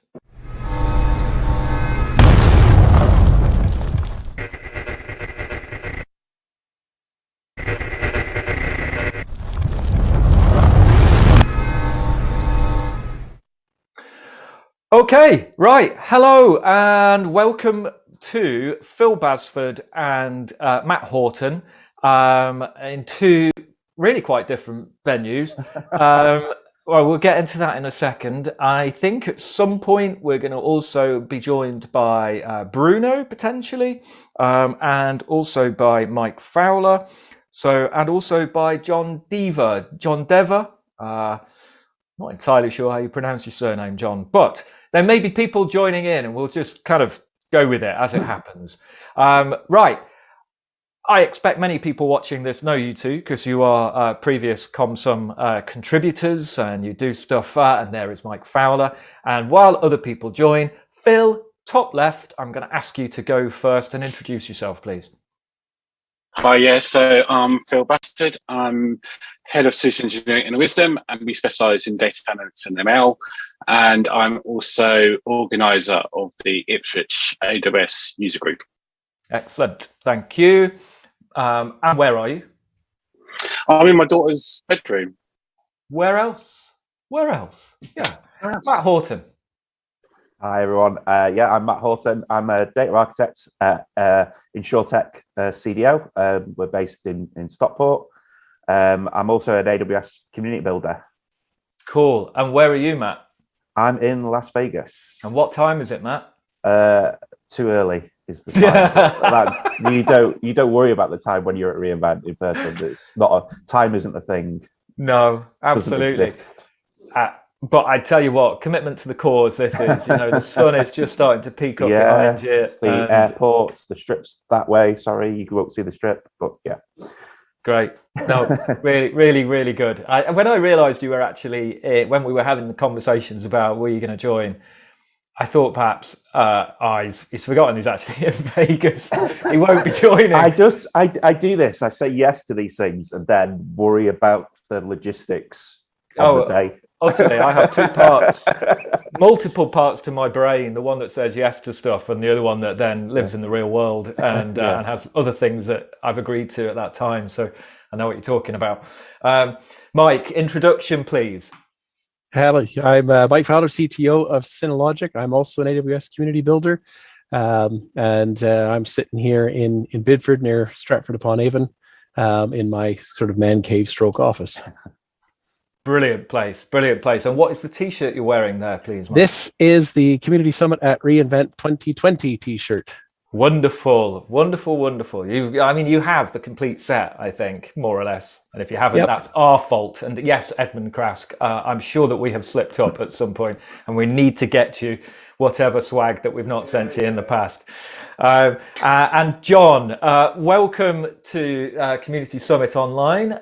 This is the very first time we've met and even spoken. So our mutual contact Tony has introduced us. So very welcome to this show. I'll let you do your introduction first, and then I'll ask you whether you know what you're actually here for and what you're going to do. Hello. So my name's John Beaver. I'm a founding partner at Crimson McCall. I got volunteered. No, I did get contacted and say, would you do it? So I'm here to, talk about some of the announcements that I caught, and we'll see about the highlights and lowlights, I think. Yeah, brilliant. On some of those. Yeah, excellent. And where are you then, John, at the moment? I've done that. Where is everybody? So where are you? I'm in Manchester in a WeWork, regretting booking this room because they're quite noisy next door. I apologise if there's a bit of noise. Well, we can't hear that noise, so it's not troubling us, but hopefully it's not Fantastic. too bad for you. Right, I'm going to shut my lips now. I am going to come back at some point towards the end of the session. Hopefully we'll get a bit of time, because I'm interested in perhaps Matt and Mike talking about the Community Builder program, and I'm also interested in Phil just telling us about the Ambassador program as well. So, but John, as you were the last person to be introduced, I'm going to ask you to start by saying, what are your highlights announced so far? Yeah, so it's funny. So I was trying to make a list of the big announcements that I thought were I say big, but the announcements that the highlights for data and analytics. So, Redshift serverless, I think probably everyone will agree with that. I think it's quite good that we're in a situation where instead of the sales guys from AWS saying it's just like Snowflake now when RA3 came out, that actually proper serverless launch. And then I had EMR serverless. I think to be honest, it's like every year for the last 5 years, they stick serverless on the end of everything and we go, woo, serverless. There's preview of MSK, so Kafka serverless. Interesting. I think for any of the Athena users, then having ACID transactions, very useful. And then again, a bit of another Me Too kind of product with the data exchange for Redshift. And then on the data analytics, if you're a big S3 user, you're probably using Glacier. Glacier now has millisecond retrievals, which is interesting in the name. And then the lowlights, I was a bit surprised how little was announced for QuickSight. And I don't know about anyone else. I know that AWS told us that they had several hundred engineers working on QuickSight. And I was quite surprised how little was announced this year. So I don't know if anyone agrees or disagrees, caught more announcements for QuickSight than I caught, but I only caught a few. And there was like 4 or 5 of them, and they just seemed that not amazing, not what the way that AWS were going with QuickSight. It just seemed very, very small incremental changes to be announced in a reInvent. I'll shut up now. No, I think what you've done nicely there is list about 6 or 7 things that we can now dive into in a little bit more detail or add to. Mike, where do you want to go with all of that? Yeah, I mean, the serverless stuff is all actually really exciting, and it's a shame it's kind of preview, and I hope it's not long previews. Like TimeStream was announced in preview in 2018, and it finally went GA last year. So I hope that's not going to be the case. So one of the big differences for me in the past year is previously working for Clarinet, big MSP, you have quite a lot of budget to spend on the sort of AWS technologies for customers, the kind of customers we were dealing with. Going to a startup, cost matters. Every penny we're spending on AWS needs to be accounted for. And so these serverless technologies give us an opportunity to potentially offload running Kafka on EC2, for example. MSK, kind of base entry place, is too expensive for most of what we're doing. But if we can work out what the tipping point is where running serverless is best versus EC2 versus MSK for each of our different customer deployments, we could be looking at big savings in terms of the money. And in terms of like serverless EMR, the exciting thing for me there is the possibility to finally do really proper serverless Spark, but also Apache Beam. So you can do it through Kinesis at the moment, Apache Beam that is, and I really quite like that library, although it's better known from Dataflow in Google, but it's a truly streaming library, and you don't have to make a kind of different invocation like you do with Spark, whether you want to do a stream or a batch. So it's kind of write once, run either streamed or batched. So to be able to run those now serverless without having to stand up a cluster and always leave it running, again, it's that cost thing. So those are the kind of the big excitement for me in the serverless space. But one other interesting announcement, which I think really relevant in the data, they touched on it in the serverless session earlier, which is that the Lambda now supports event filtering. A lot of the data pipelines I've built, you end up with like a Lambda into a Kinesis into a Lambda, and you end up chaining these things together in order to do all kinds of interesting things with the data. And a lot of those Lambda functions have been filters. It's like, I don't care about this data, just fire it off to S3, forget about it, don't care. If I can now filter that before it's even processed by the Lambda, that's potentially a Kinesis stream and multiple shards and a Lambda function removed from my pipelines, another cost save. Nice. Who's going on from that? Matt or Phil? Who's diving in first? Yeah, I can pick up on the QuickSight thing that John mentioned, because I'm a massive fan of QuickSight. I think it's really progressed as a product over the last few years. I think, nothing announced so far at reInvent, but we did have quite a few things pre-invent. So things like Pixel Perfect, Q going GA. I've actually got a session today with the QuickSight team as part of the community builders, where we're going to do a deep dive under NDA on the roadmap. But we've done quite a lot of work with the QuickSight team at CDL. On Q, we were part of the preview. So I know kind of what they're kind of working on in terms of where you build your topics for Q in order to get the NLP based natural kind of query, plain English language querying functionality. They are looking to enhance that kind of industry by industry. So they've reached out to like partners and want to understand kind of each industry and the terminology used in order so that they can train the models better under the hood. So whether they've moved fast enough to announce that at reInvent, that'd be really cool. but certainly I expect more on QuickSight Q. Either at reInvent or kind of shortly after, I would say. I guess the other thing kind of to mention was I like the summary of all the services, and probably this might have annoyed Phil a little bit, the ML keynote, and I know we've got an ML panel coming up, but the ML panel, ML keynote was effectively the data and analytics keynote for a large part. So somebody who's like proper into machine learning, like Phil, may have been disappointed, but for a data wrangler like me, it was actually a really cool keynote.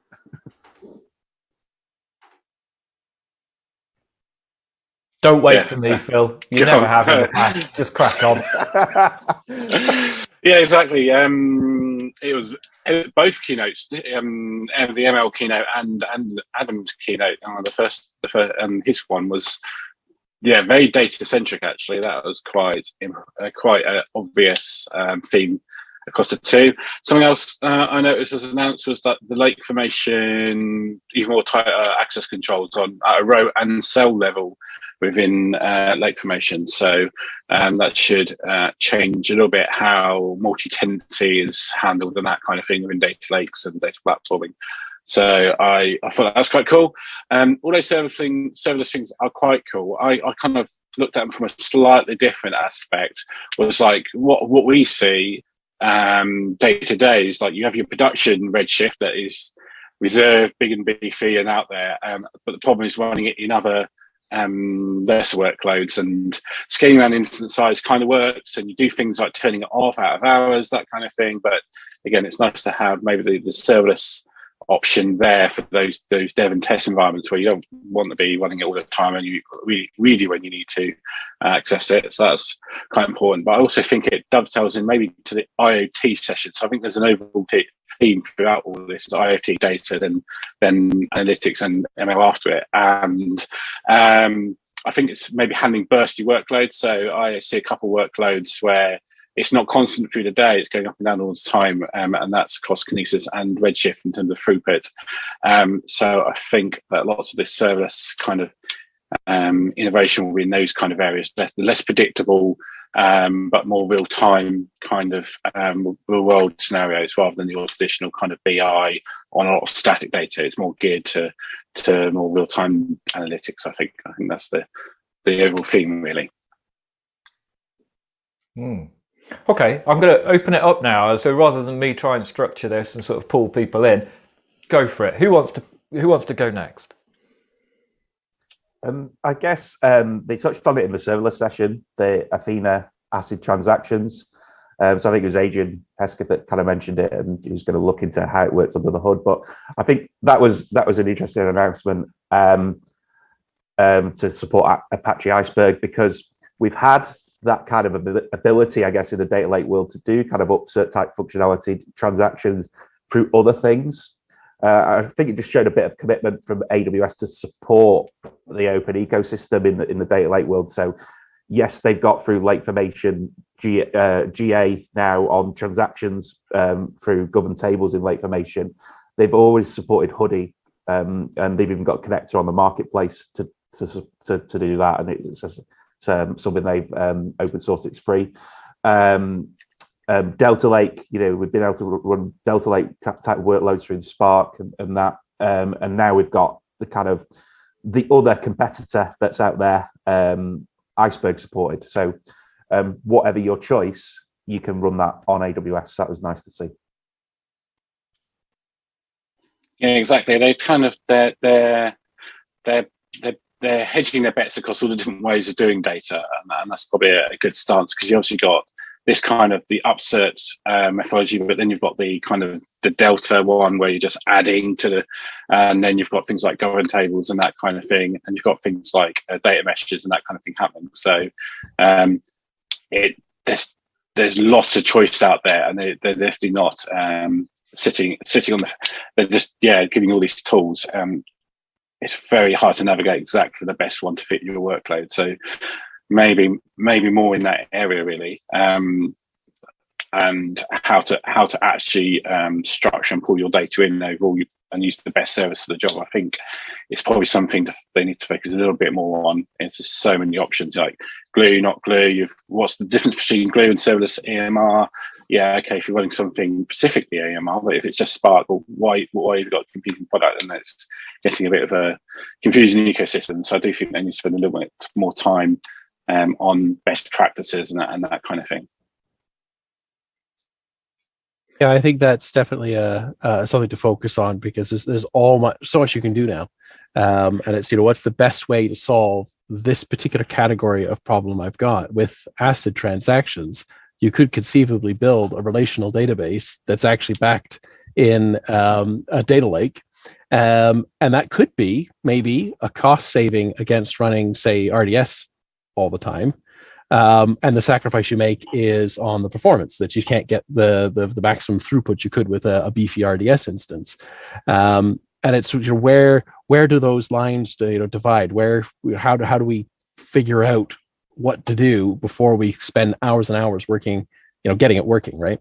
But I think that's the one thing that's missing right now, is that kind of clear light of, if this is what you're going to do, that's the path to follow. And I guess that's kind of what we're here for, to kind of experiment and say, this is what we did. It was a good idea, or no, don't copy me. Yeah, cool. John. Oh, sorry, go on, Matt. No, just to add on to that best practice, they rewrote the data analytics white paper, brought that up to date a couple of months ago, and now it with all these new serverless and on-demand services, it needs another rewrite to get those best practices and anti-patterns in there for us to chew over. So, John, I was going to just prompt you to ask you of that list of announcements that you went through earlier. Are any of those standout features for you, or which is something that you might find most practical and most useful? Yeah, that's an interesting one. For me, because we do a lot of Snowflake. And when you're talking to customers, and you're saying, this is what Snowflake can do, this is what Redshift can do, it's a hard sell for AWS historically, in the last couple of years against Snowflake. And you can see a lot of these announcements are there for a tick list, hopefully not more than a tick list, actually be a competitive product against Snowflake. So the data exchange as well. I missed it off the list. But data exchange is interesting, because if you're a customer and you want Acorn data or some demographic data, stuff like that, actually having marketplaces of data where data just appears in your data warehouse is a fantastic feature. So you can see where they're saying, well, actually the competitors have this, they have this, we need to have it as well, which is good. I think one of the interesting ones we mentioned, there was a mention of Kinesis. Obviously, there was Kinesis on demand was announced, and so that you don't need to take care of how many shards do I need, all that kind of stuff. I wouldn't mind sitting there trying to work out around the costs, and I think that's a really big one on a lot of these serverless designs, is the cost management becomes so important, and you get customers very worried about serverless, because instead of saying, well, it's going to cost you 30 grand a year to keep this up 24/7, well, it costs you this much per hour, and then they start to get a bit skittish. So cost controls and that kind of thing become really important.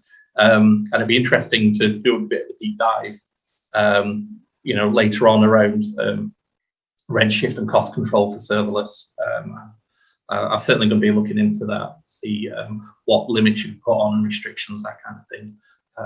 So yeah.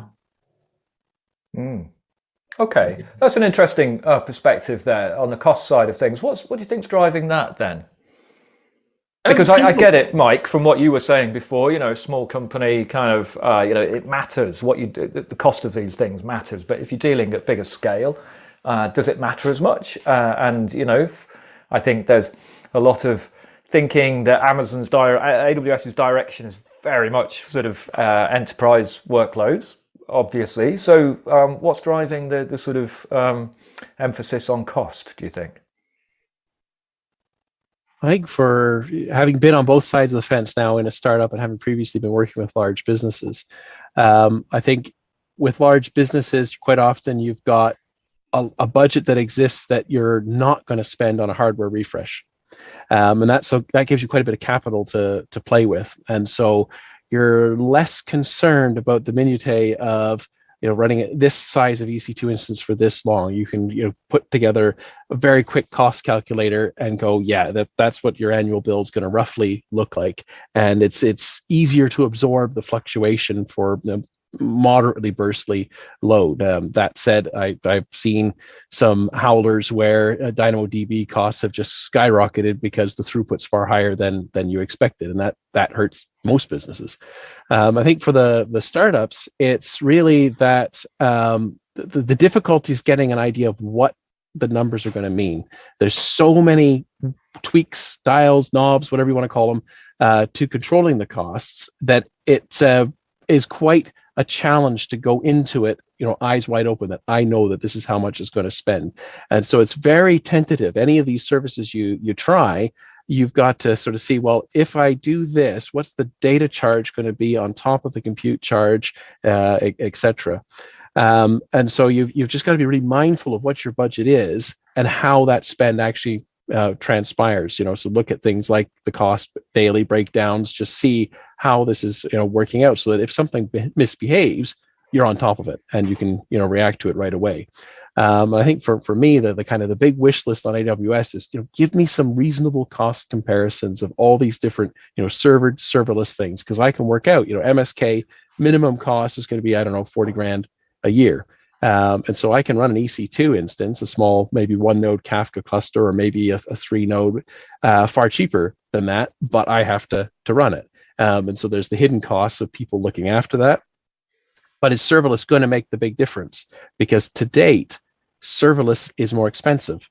So a serverless Aurora costs more than RDS for roughly comparable workloads. There are some benefits with the multi-availability zones, that you can have one Aurora node and it will come back in another if that zone disappears. And you see, to get that, you don't have to have two.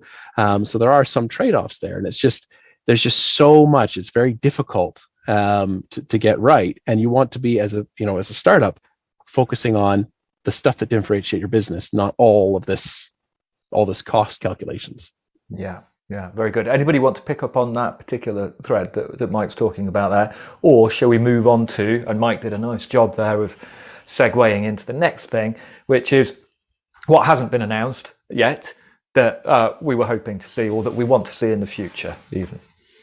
So I give you two options there. Either continue the thread that Mike was on, or tell me what it is that you want to see. Just another 2 seconds on what Mike was talking about. I think he's right on the startup thing, but I think it also applies to enterprises and people with budget and that kind of thing. I still think people want to spend the actual money where it will deliver value. So if you can do any saving on, like I said, using serverless for non-production workloads, that kind of thing, or spiky workloads, then I think that will also be a win overall. So yes. That was kind of my view as well. Cool. Matt. Go on, Phil. Yeah, we'll are we going to go into what's next? Or? Yep. Oh, we'll go into what's next. Yep. So I think the QuickSight thing's interesting, but I don't really want features of QuickSight for BI. I want engineering features of QuickSight.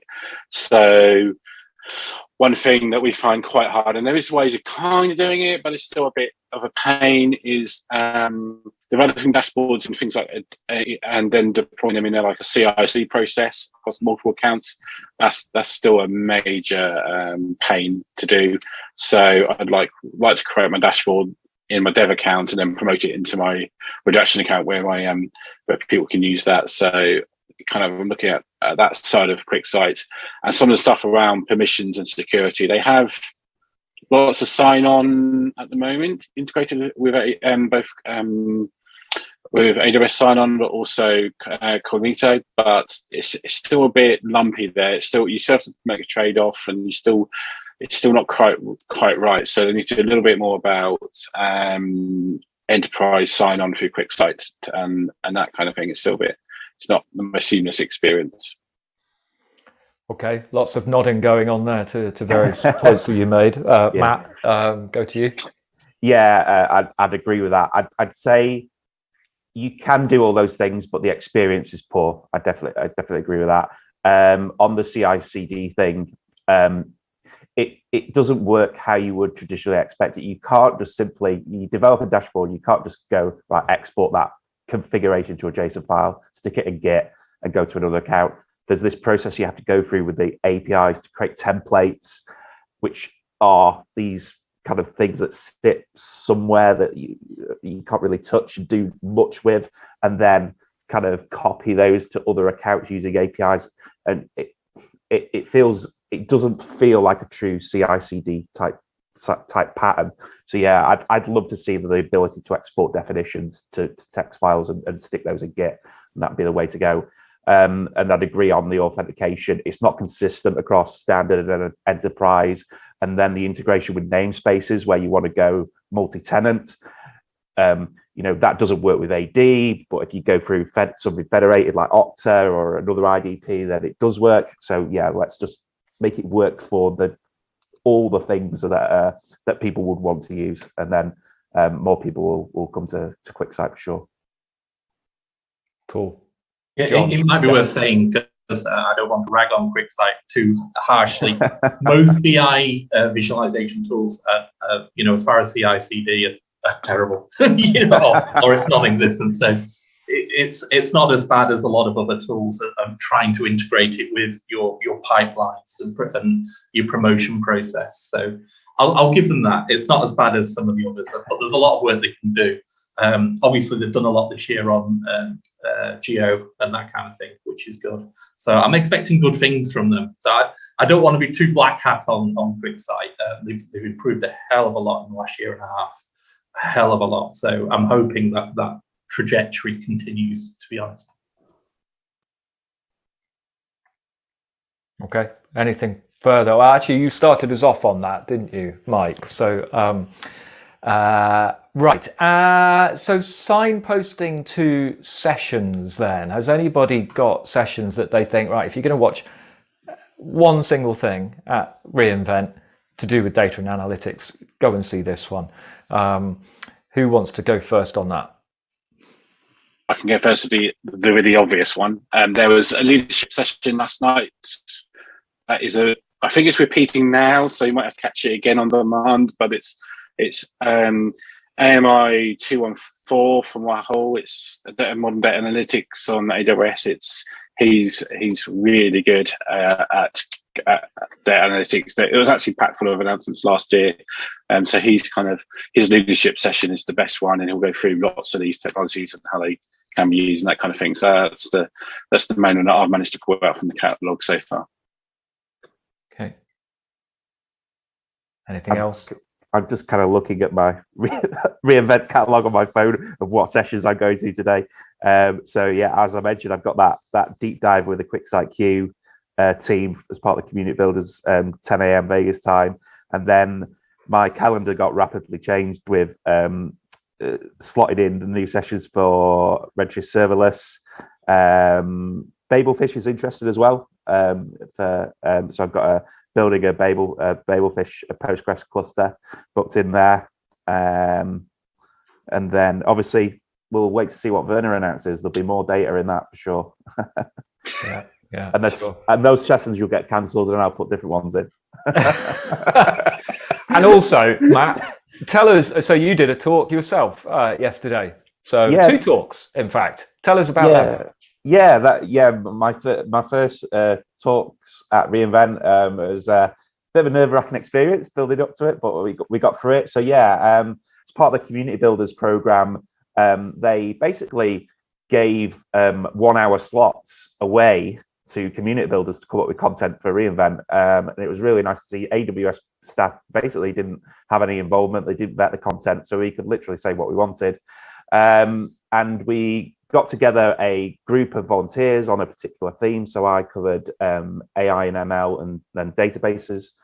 And we basically met over Zoom with community builders across the world, planned kind of key themes, produced content for lightning talks, and delivered those sessions. So in the AI ML1, my talk was, I'm not a data scientist, but that doesn't mean I can't do and play with ML and AI. So I talked about Textract and Comprehend, which are two of my favorite AI services.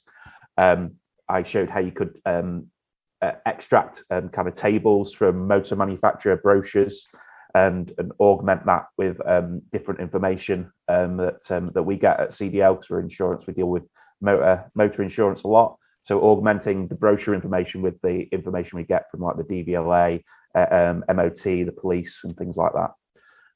And then databases, I covered running analytical workloads on Postgres. So kind of at a smaller scale, where you're kind of working with like hundreds of thousands or millions of rows, before you get to the point where you need to think like, I need something like Redshift or EMR, you can do a lot with just like Redshift and QuickSight or another BI tool on top of that.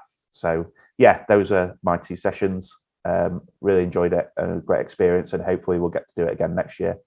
Very nice. Are they available on demand at some point? They were recorded by me, so I'm working through the AWS legal process to get those on the internet at some point. But they are. I have recorded them.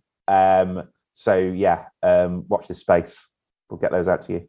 Yeah, well, send them over. We'll share them. And, that'd be great. Good. Mike, recommendations of sessions to watch?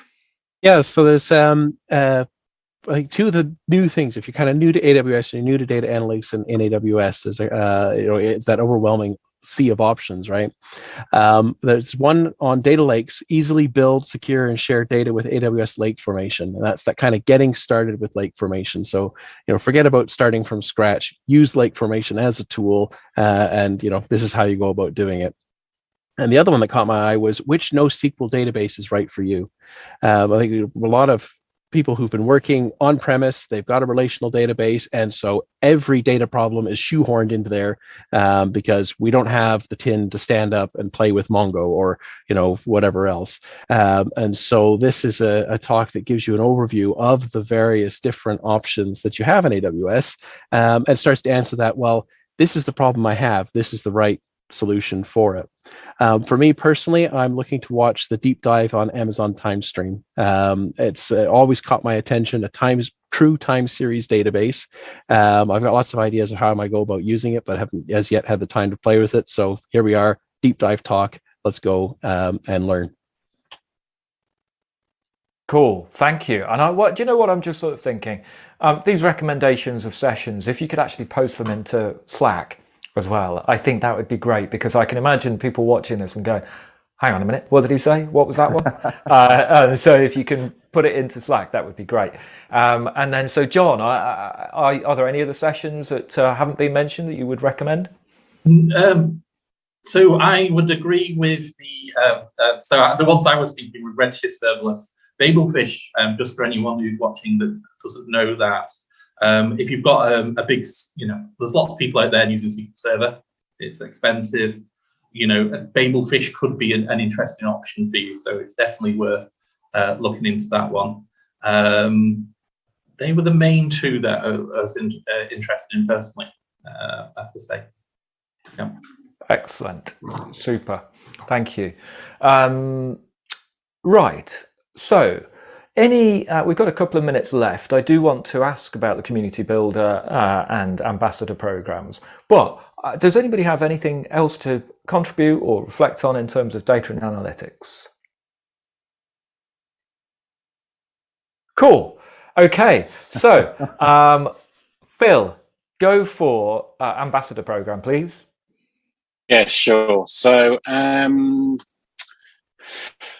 what's best to describe? It's a little bit like Hero program. So all the ambassadors contribute to the wider AWS community. We're writing blogs, running webinars, attending events like this, speaking at events like at Excel the other week with you guys, doing all good stuff, running user groups, that kind of thing. So we're kind of community-wise, we're kind of like the heroes in that regards. But we're also from the APN Partner Network. For those who don't know what the partner network is, basically the professional services and kind of alliance behind AWS, and basically what that means is, in addition to that community work, we have certain things. So we have to be certified to a certain level as individuals. So most of us have to have at least 2 or 3 certs. Some of us have a few more, like me and Mike. Then basically we also have to do stuff both like inside of our own business, and some of the wider community won't understand some of these terms. We have to think on like things like immersion days for companies to explain AWS technology to companies. We have to run architecture reviews and that kind of thing. And we're responsible for also writing up case studies on the AWS website, that kind of thing. So we do stuff both like for the community, but also do stuff like internally and competencies and that kind of thing, and trying to build up kind of our internal like practices and make our internal things better. For all of that, then we are given certain privileges. So one of them is normally a ticket to reInvent. The top people also invited to go to Seattle once a year, that kind of thing. So we have certain benefits that come our way, and that's also featured on the website, and we can blog on the AWS blogs and that kind of thing. So that's all the kind of things we do. And it's a program that people in a partner organisation can apply to be part of. Yeah, so the entry criteria is you have to have 2 certifications. You have to be double pro or pro in speciality, basically. So you have to have a pretty high technical bar to get in. You have to at least contribute 4 times a year. You have to be from an APM partner, so you can be from Wisdom or PA or Infinity Works or Bridge Crew or any of those people, but you have to be from one of them, and your partner has to be, I think it's advanced or higher, so advanced or premium status to get onto the program. And there can only be one ambassador really per partner as well, so it's not like multiple people, so it's kind of a nomination from the partner of like their chief evangelist. That's kind of what they do, is they nominate their person, and you're vetted and then accepted onto the program. What we do have is we have also NDA sessions. I know Matt also spoke about community builders, same kind of thing. We get drop content once a year, and also really deep technical deep dive. So that's level 400, if not plus, into some of the say AOS technologies. And also they run in like helps around the certification, running cohorts around training and that kind of thing. So look out for us. We're about. Yep. Jolly good. And then so Matt and Mike, if you want to chip in on the Community Builders program then. Yeah, so Community Builders is all about taking people that are from the AWS community. So it's very similar to Comsum, I would guess, but just run by AWS. And there's the mug. You get some cool swag, certainly. Really cool swag. You get $500 a year of AWS credits to spend as you want. You get free Cloud Academy accounts to help you with your training. The 2 main things for me, though, is the connections that. So there's a Slack channel, and you get put into a group. So I'm in the data group, but you can contribute and see across all the other groups. So there's a serverless group, containers group, open source group, loads of different groups, and you can dive in and out of those groups as you wish, all through Slack. So in the Slack channel, we have the community builders and AWS staff as well. So you can reach out to people, get answers to questions. I would say at least once a week there is a webinar that you'll have an interest in going to. Normally it's all under NDA, so you get to hear about all the cool features, you get to apply for all the preview stuff and see what's coming up. The other side is really on the non-technical part of the role. So Phil talked about being an evangelist. So with that, how do you get involved in events like this? How do you do presentations? How do you write blog posts? So there's a lot of the soft skills that you need to be an evangelist that are taught through the Community Builders program. So for example, we've had Jeff Barr in the last couple of weeks come on and do a webinar on how to write an AWS blog post. And if there's one person that can tell you how to do that, it's Jeff Barr. a really good group to be a part of. I'll stick the link in the Slack channel, but you can apply to be on the wait list, and applications will open early next year for the next intake of community builders. Good stuff. Good stuff. Excellent.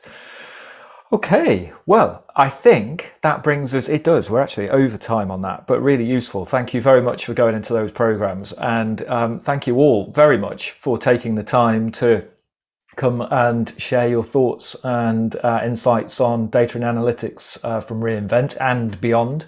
John, your first time with us. I hope it won't be the last. We'd love to have you back. We're doing something physical in Manchester in April next year. So hopefully we can bring all of you guys to that in one way or another. Yes, Mike. Yeah, very true. Right. Thank you again, and hope to see you very soon, and enjoy the rest of reInvent, Matt, in person and everybody else. So good stuff. Thanks a lot. Thanks, everyone. Take care, everyone. Thank you. You're seeing us out, Dave, yeah? With a VT. You there, Dave? Closing us down? Seeing us out of that? Dave?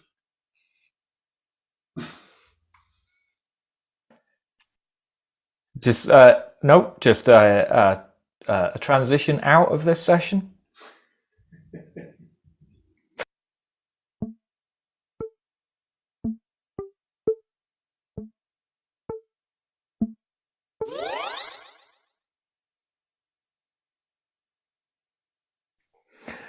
Okay, so fabulously smooth little transition that. So, Dave, I'm going to give you a little bit more warning on this one, and I will and ah for a little while until we're ready to go to our Roving Reporter 3 session, in which Matt and Steve go to the Builders Hall, the Builders Fair, the Builders part of reInvent, where they will be exploring the worlds of fashion and golf.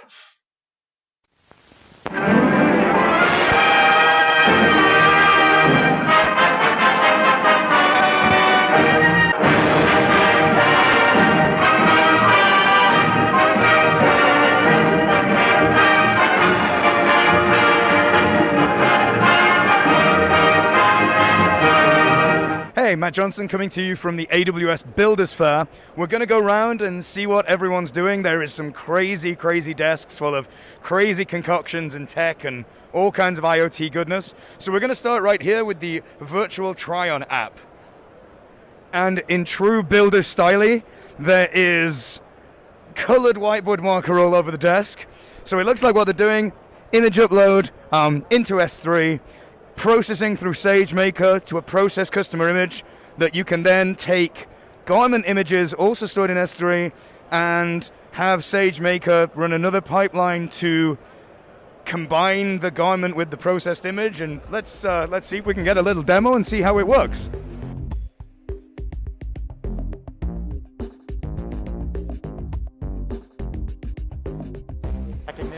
Oh, it works out. I probably wanted male clothing. Yeah, and so now you said you wanted the purple? I'll go for the purple. Why not? And it's worked out like where my jacket ends, and it's contoured it to my arms, and yeah, exactly. That's super cool. Yeah.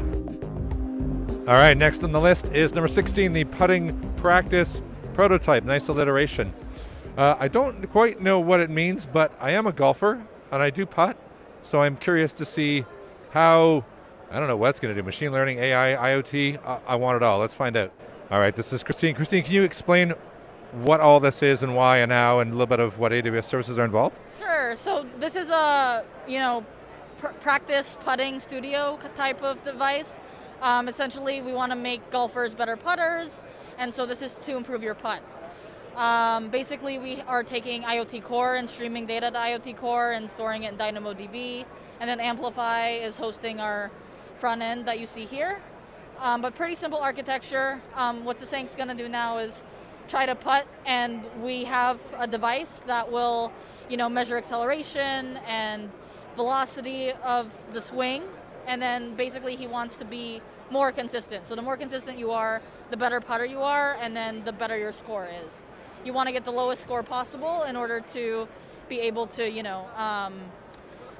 on the leaderboard. So Zhang's gonna do his thing, and then All right, let's see. Is he a good putter? Yeah, he's been improving.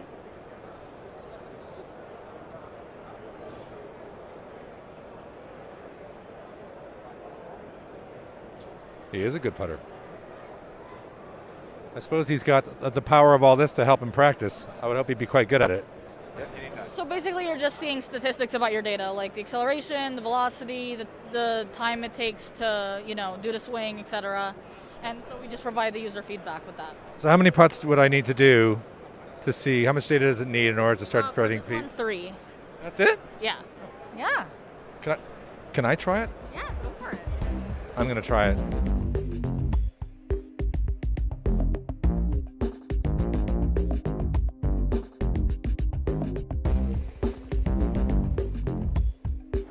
Matt's got a tough lie on this one.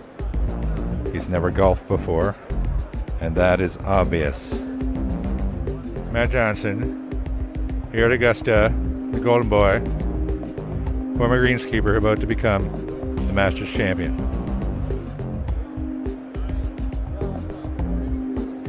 He improves quick.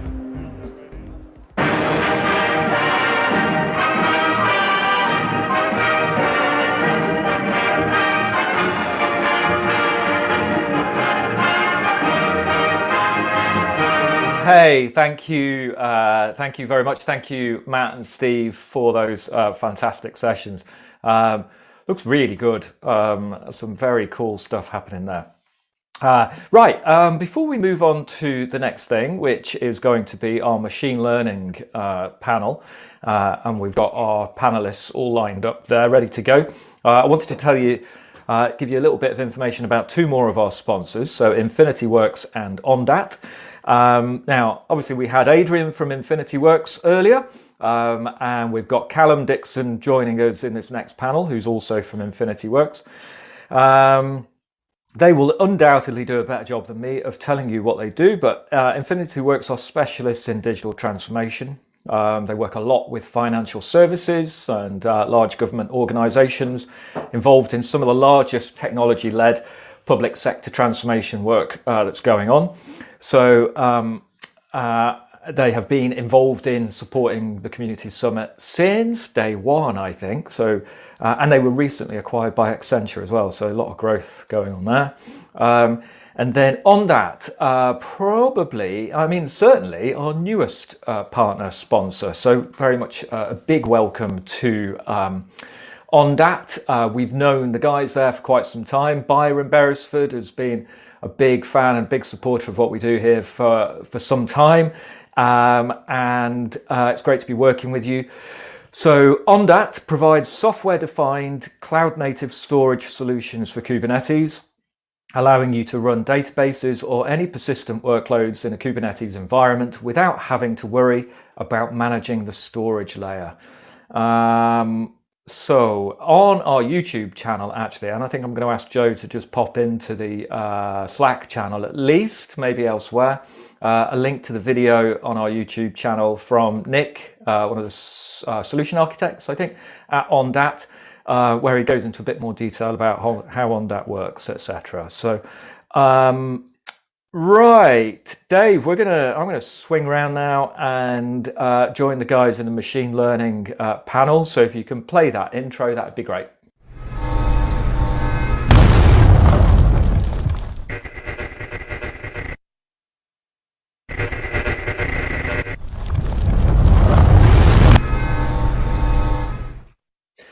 Okay, hello chaps. Thank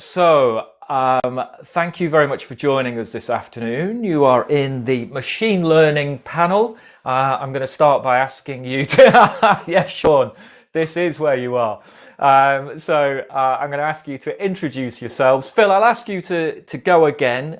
We may have some people that have joined just for this. So, and then I'll come to Sean and then to you, Callum. Phil first.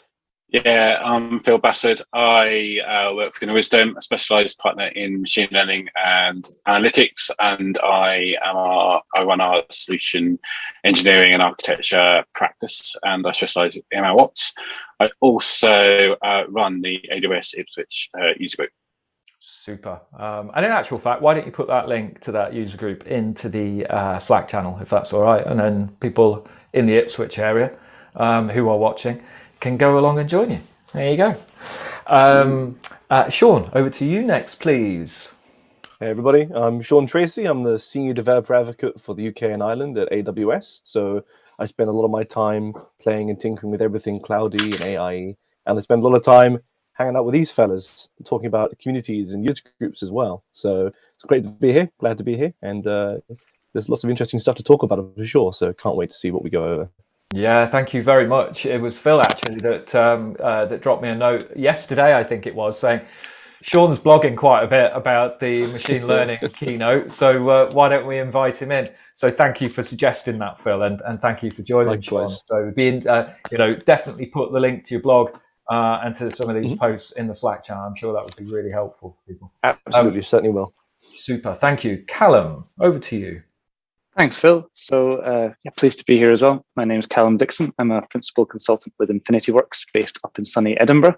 My background is originally as more of a software engineer, DevOps engineer, but over the last year and a half, I've been working with one of our financial services clients on more of an MLOps data science platform space. And so my interest is really taking those software engineering principles and how they translate into delivering successful data science projects in production. So that, how DevOps goes into MLOps and the intersection of these concerns. And lots of interesting work going on in the AWS space as we'll get into. So great to be here today and chatting about some exciting new developments.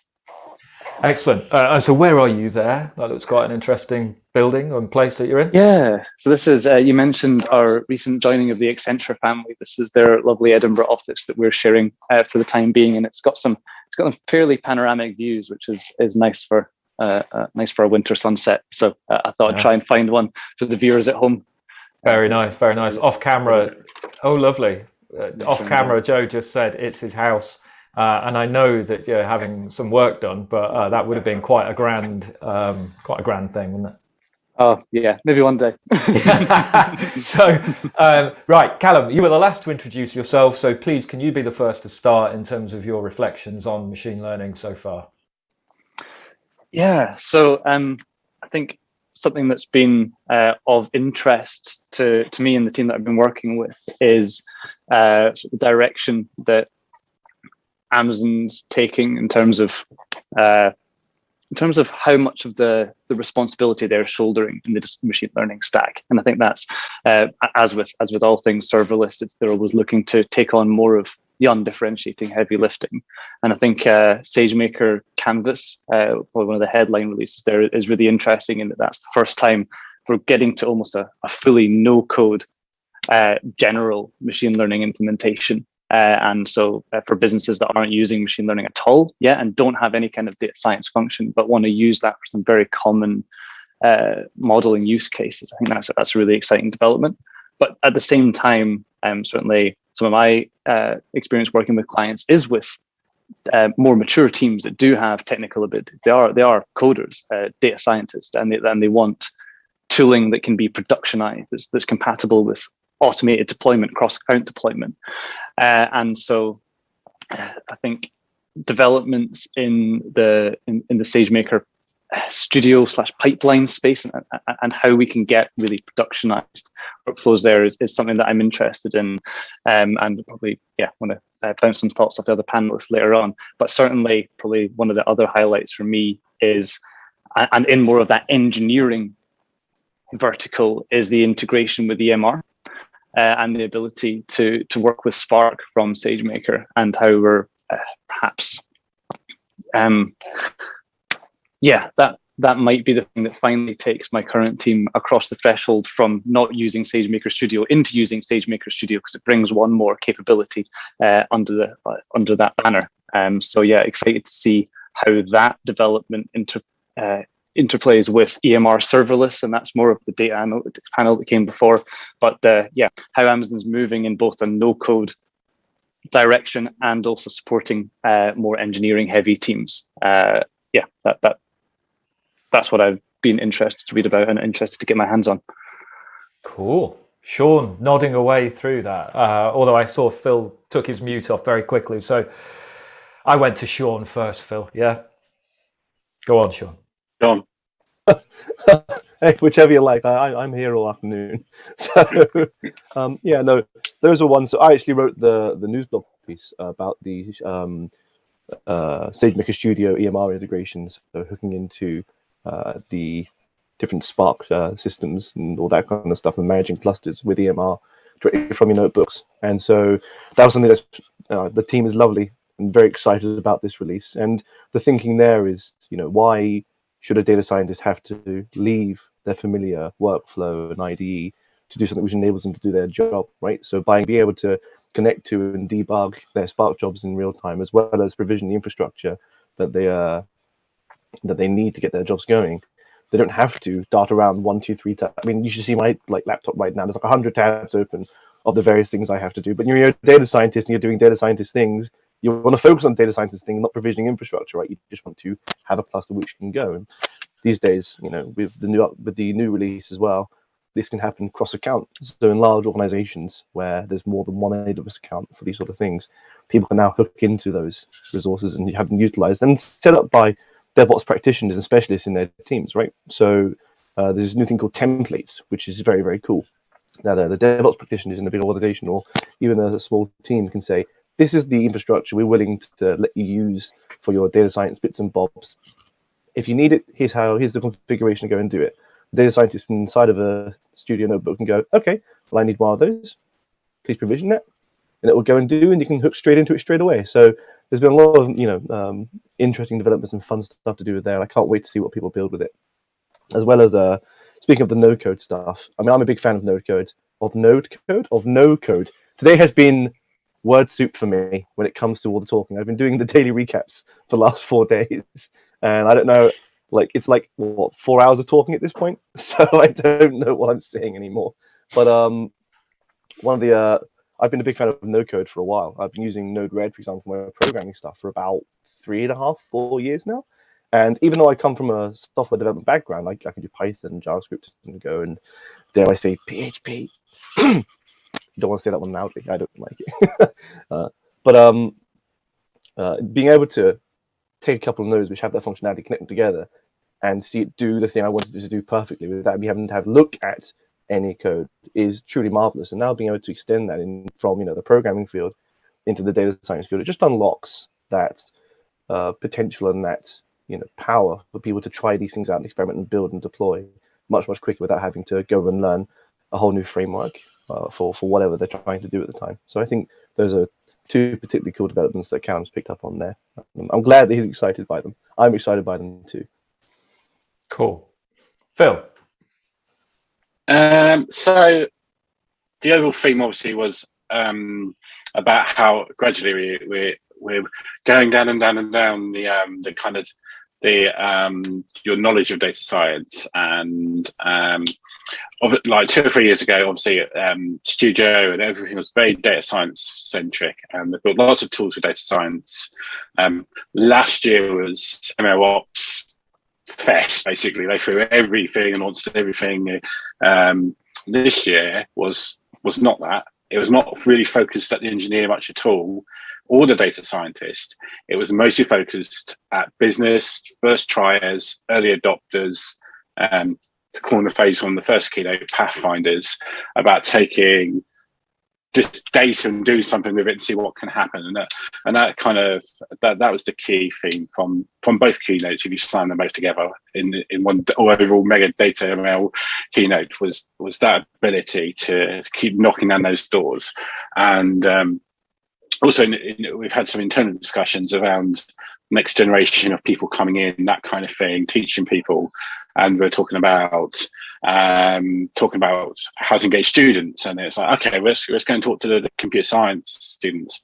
Actually, no, that's not where it's going to be at in the next 5-10 years. It's going to be at the business students, the people, the people, the ideas, and it's all about on-ramping them into technology and proving that idea as quick as possible, and then building the lovely course team around them.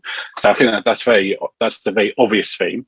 Linked to that, however, there was some great announcements. So there's the new training compiler that sends shivers of Java down my and C down my back, but training compiler to work out how to train things better. So that's a good one, and we can talk a little bit about that. Same with inference. Okay, so I've seen some of you seen my talks on inference. I go and look on YouTube. I'll drop some links about it. But choosing the right instance type is quite an important thing in the long term, quite an art, and you have to keep refining it based on your actual throughput workloads. So I think the inference recommender new edition was great. But we have the dawn of serverless ML. It may be a little bit of a false dawn, and I'll come back to that in a second, but the promise of being able to run the model without having to worry about anything like compute. All we do is serve inference, and that's an important step, and we've obviously been wanting that for a jolly long while. I think that'll be really good and really important for, especially for occasional workloads. You know, most people do use batch or real time, but other people just don't. They have ML, but they want to use, but it won't be part of like every minute of their business process or big things they want to use occasionally. So I think that's the main things. ML optimize. Yeah, there was a little tiny bit. So you're able to clarify model monitor now into the pipelines at the kind of QA stage. So that's important. That was something we noticed that was missing when we build DevOps pipeline. We do very much have the verify stage in the middle before you release that model. And last year, that was very much the data science checking it. These tools obviously are going to be more automated and more the machine proving it. And that's the kind of thing I see every day, is that we're running those checks. So yeah, I think I know it's good. But coming back, just my first bit was like the data scientists are interested in going, was there much for us? That's still a bit of a question. It wasn't much there for the data scientists, but there's a little bit for everybody else, but a lot for the early adopter. Cool. So and an intentional move there then, obviously. A lot for the early adopter. Absolutely. You know, mass adoption. So who wants to go in another direction with this then? Anything else? Either additional things you want to go for it, Sean? So there's some interesting points from Phil there, and one thing I do want to talk about with regards to early adopters and whatnot is our new scholarship program we started for people interested in AI and ML courses. So we're doing some partnership with Intel and Udacity, and students in high schools and colleges from around the world can apply to this program, get access to Udacity nano degrees, and learn how to get to the basics of AI and ML, and then put that to work in a real world experience with something like DeepBrace, for example, and progress on through to actually get started and going on their course to ML and AI. Like if you told me 10 years ago I'd be building neural networks, I'd have been like, but I'm going to go study media at university. And so and I did that, and here I am all the same, right? And so I think it just shows how accessible and how many paths there are now for people who have an interest or might not even realize they have an interest. Again, I had no idea I'd enjoy this stuff. To explore and experiment and learn and develop. You never know who's going to have what idea when that's going to shape the world, or at least make someone's life a little bit better in their personal way. So yeah, I think that's a really exciting program and a nice thing that, out there for people to definitely put a link to that into the Slack channel after this, would you, Sean? Yeah, that would be good. Absolutely, yeah. I would do that now, actually. Yeah. Cool. Thank you. Callum. I think my next thought is perhaps just taking advantage of having my co-panelists here so I can pick their brains on some of this more ML ops space. But so it's kind of like when the new iPhone comes out and you're wondering whether your old phone is old enough that it's worth making the move to the new one. Is the new thing better enough to be worth the shift, especially for established teams? And so I've worked with a team recently where they've been working with SageMaker for quite a long time, i.e. before SageMaker Studio was really maturing. So we're talking about working on dedicated notebook instances, perhaps using training jobs, processing jobs, inference jobs. But from the standard Amazon console rather than the SageMaker Studio console. And then if you're orchestrating, the default tool would be something like step functions, which can integrate with these units of work within the SageMaker ecosystem. And then SageMaker Studio comes along and you've got SageMaker pipelines, which at first glance looks a lot like step functions and can do some of the same things. And of course, the notebook's largely similar, but then you can tell that Amazon's direction of travel really is fleshing out the feature set within SageMaker Studio. That is where they're putting the investment. And I think, and I alluded to that in my first sort of touch on EMR, bringing EMR into SageMaker Studio. I think, okay, now I can do my data engineering in here. It's really starting to get compelling. But I think how would either of you sort of sell the value in making the move from doing some of those activities outside of SageMaker Studio, perhaps using something like step functions rather than SageMaker pipelines?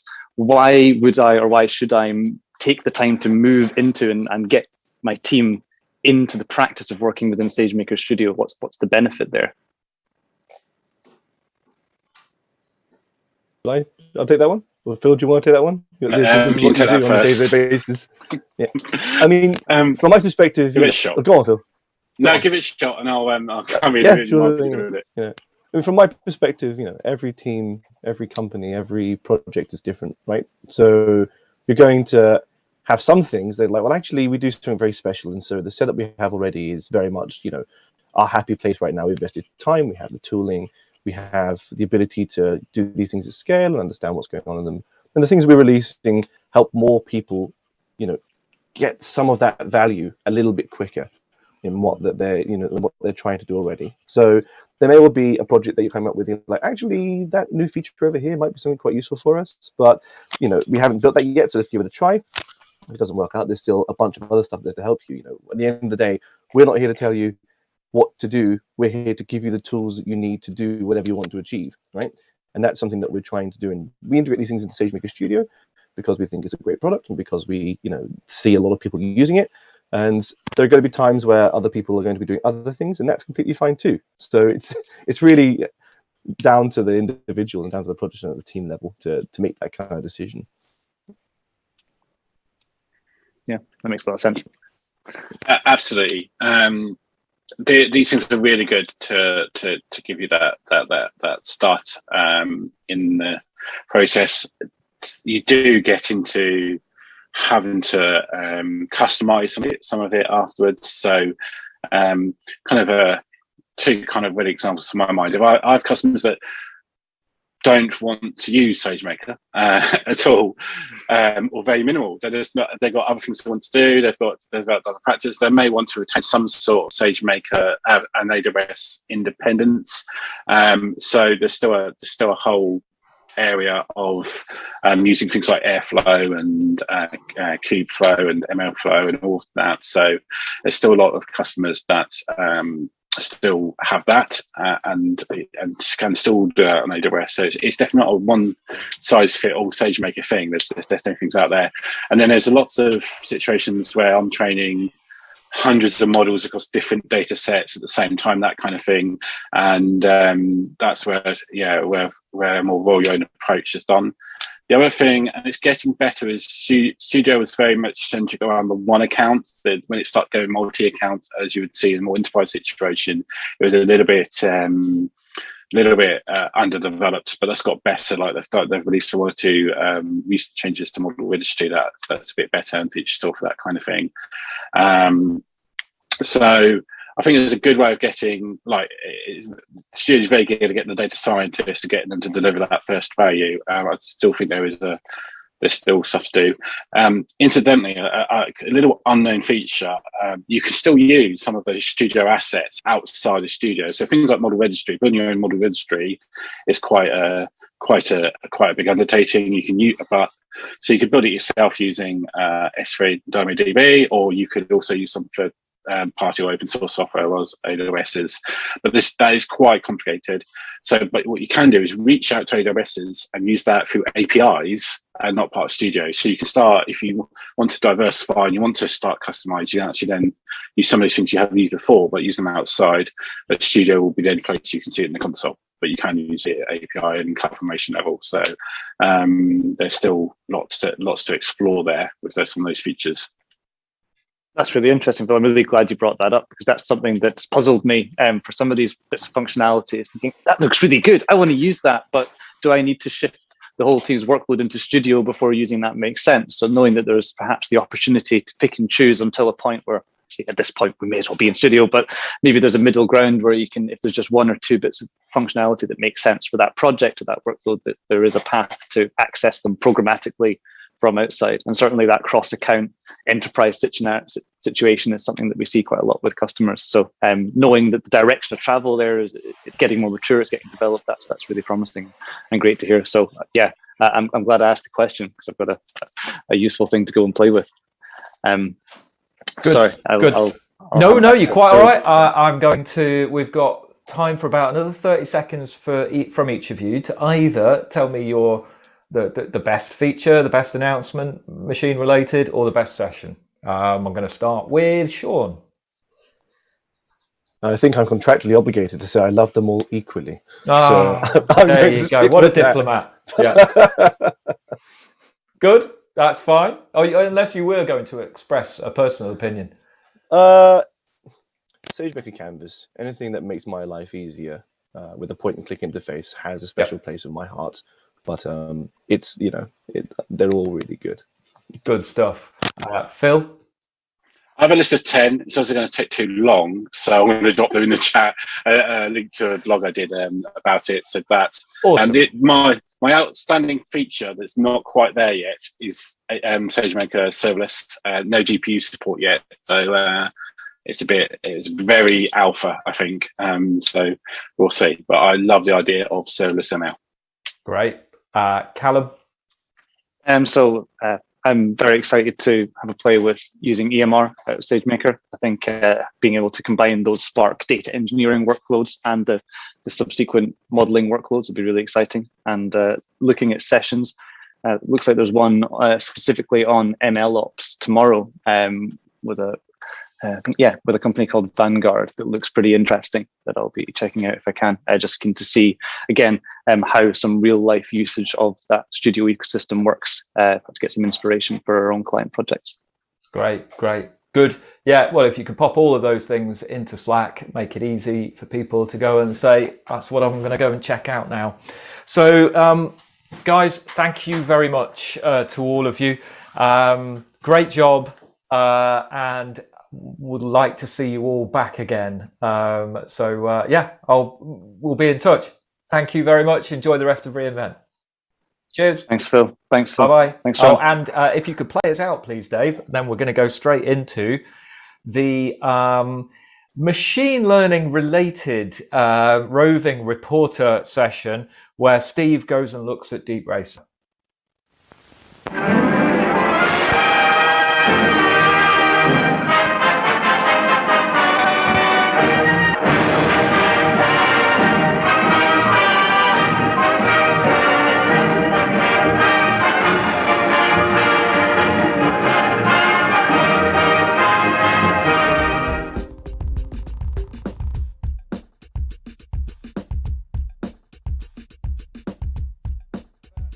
Okay, I've come to the AWS Deep Racer booth. You can see the thing there. And I'm with Juan. From AWS. Okay. I'm here with Juan. So I've seen the Deep Racer little cars before. Right. But I've not seen these beasts behind us there. Can you tell me a little bit about those? Yeah, for sure. Those are called the arcade pods. So those are new. This is the first conference that we have them. The idea with those is to get people started with Deep Racer. It's a simplified version of Deep Racer. So you get to drive, get a real driving experience. Then after you go for a few laps, then you are matched with a model. The model is already trained. Okay. And then after that, based on your driving style, your performance, and then when you're done with that, then you get to race that model. And then your score goes into the leaderboard, and it's like a fun little competition, right? The idea is to get people to haven't seen Deep Racer to get an idea of what it is, and then they'll be ready to go the next level, which is go to one of our sessions or go to the live track where they can see the actual cars getting racing on the track. That sounds awesome. So me, as a Deep Racer newbie, this is perfect? This is great because then you get to know what the Deep Racer is, and yeah, get you the ideas to get you interested in going into more details about the service. All right. Can I give it a try? Absolutely. All right, let's try. I'm with Tom Carroll and DJ Ricci. Correct, yes. We have a robotic DJ this year with Accenture, and we're showing off Ricci, who is going to select a song for us.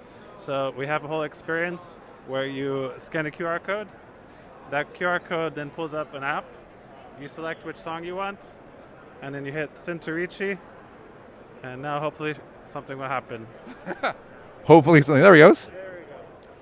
And so what is the AWS services feeding all of this kind of weird innovation? So we have Amplify apps to be able to host the QR code plus the web app I was just showing to play songs. And we also have a Lambda to send the song request to Ricci, and that's going over a long-lived WebSocket connection. And is this your brainchild? Partly, yeah. It was a group effort within Accenture. Okay. Awesome. This is really cool. Thanks. Thank you. Appreciate it.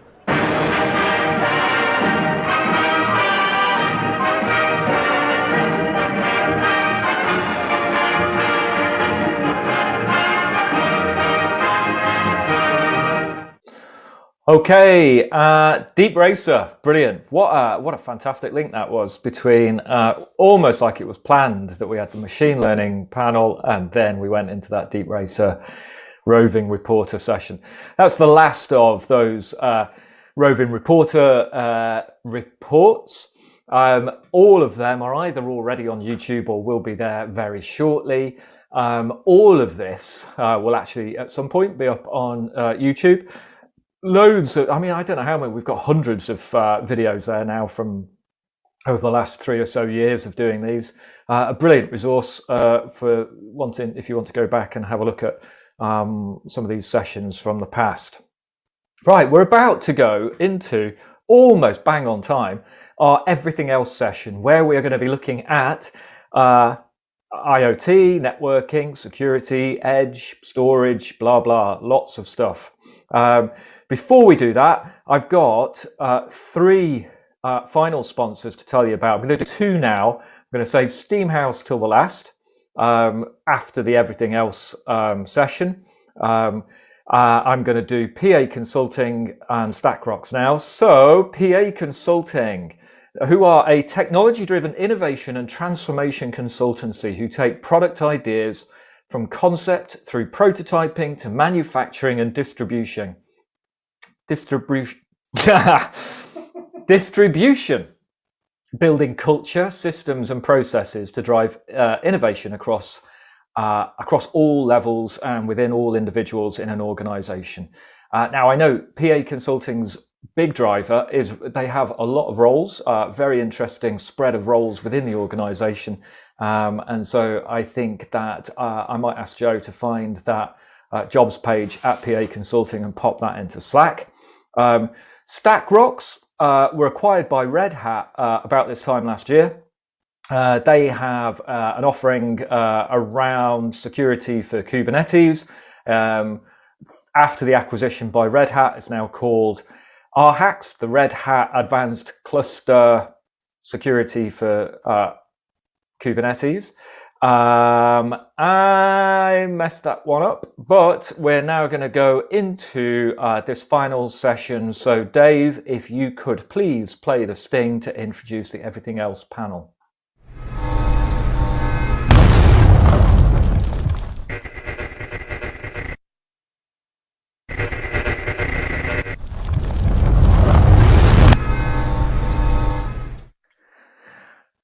And we are here. And look who's here. We have Phil Basford and Bruno. So thank you very much, gentlemen.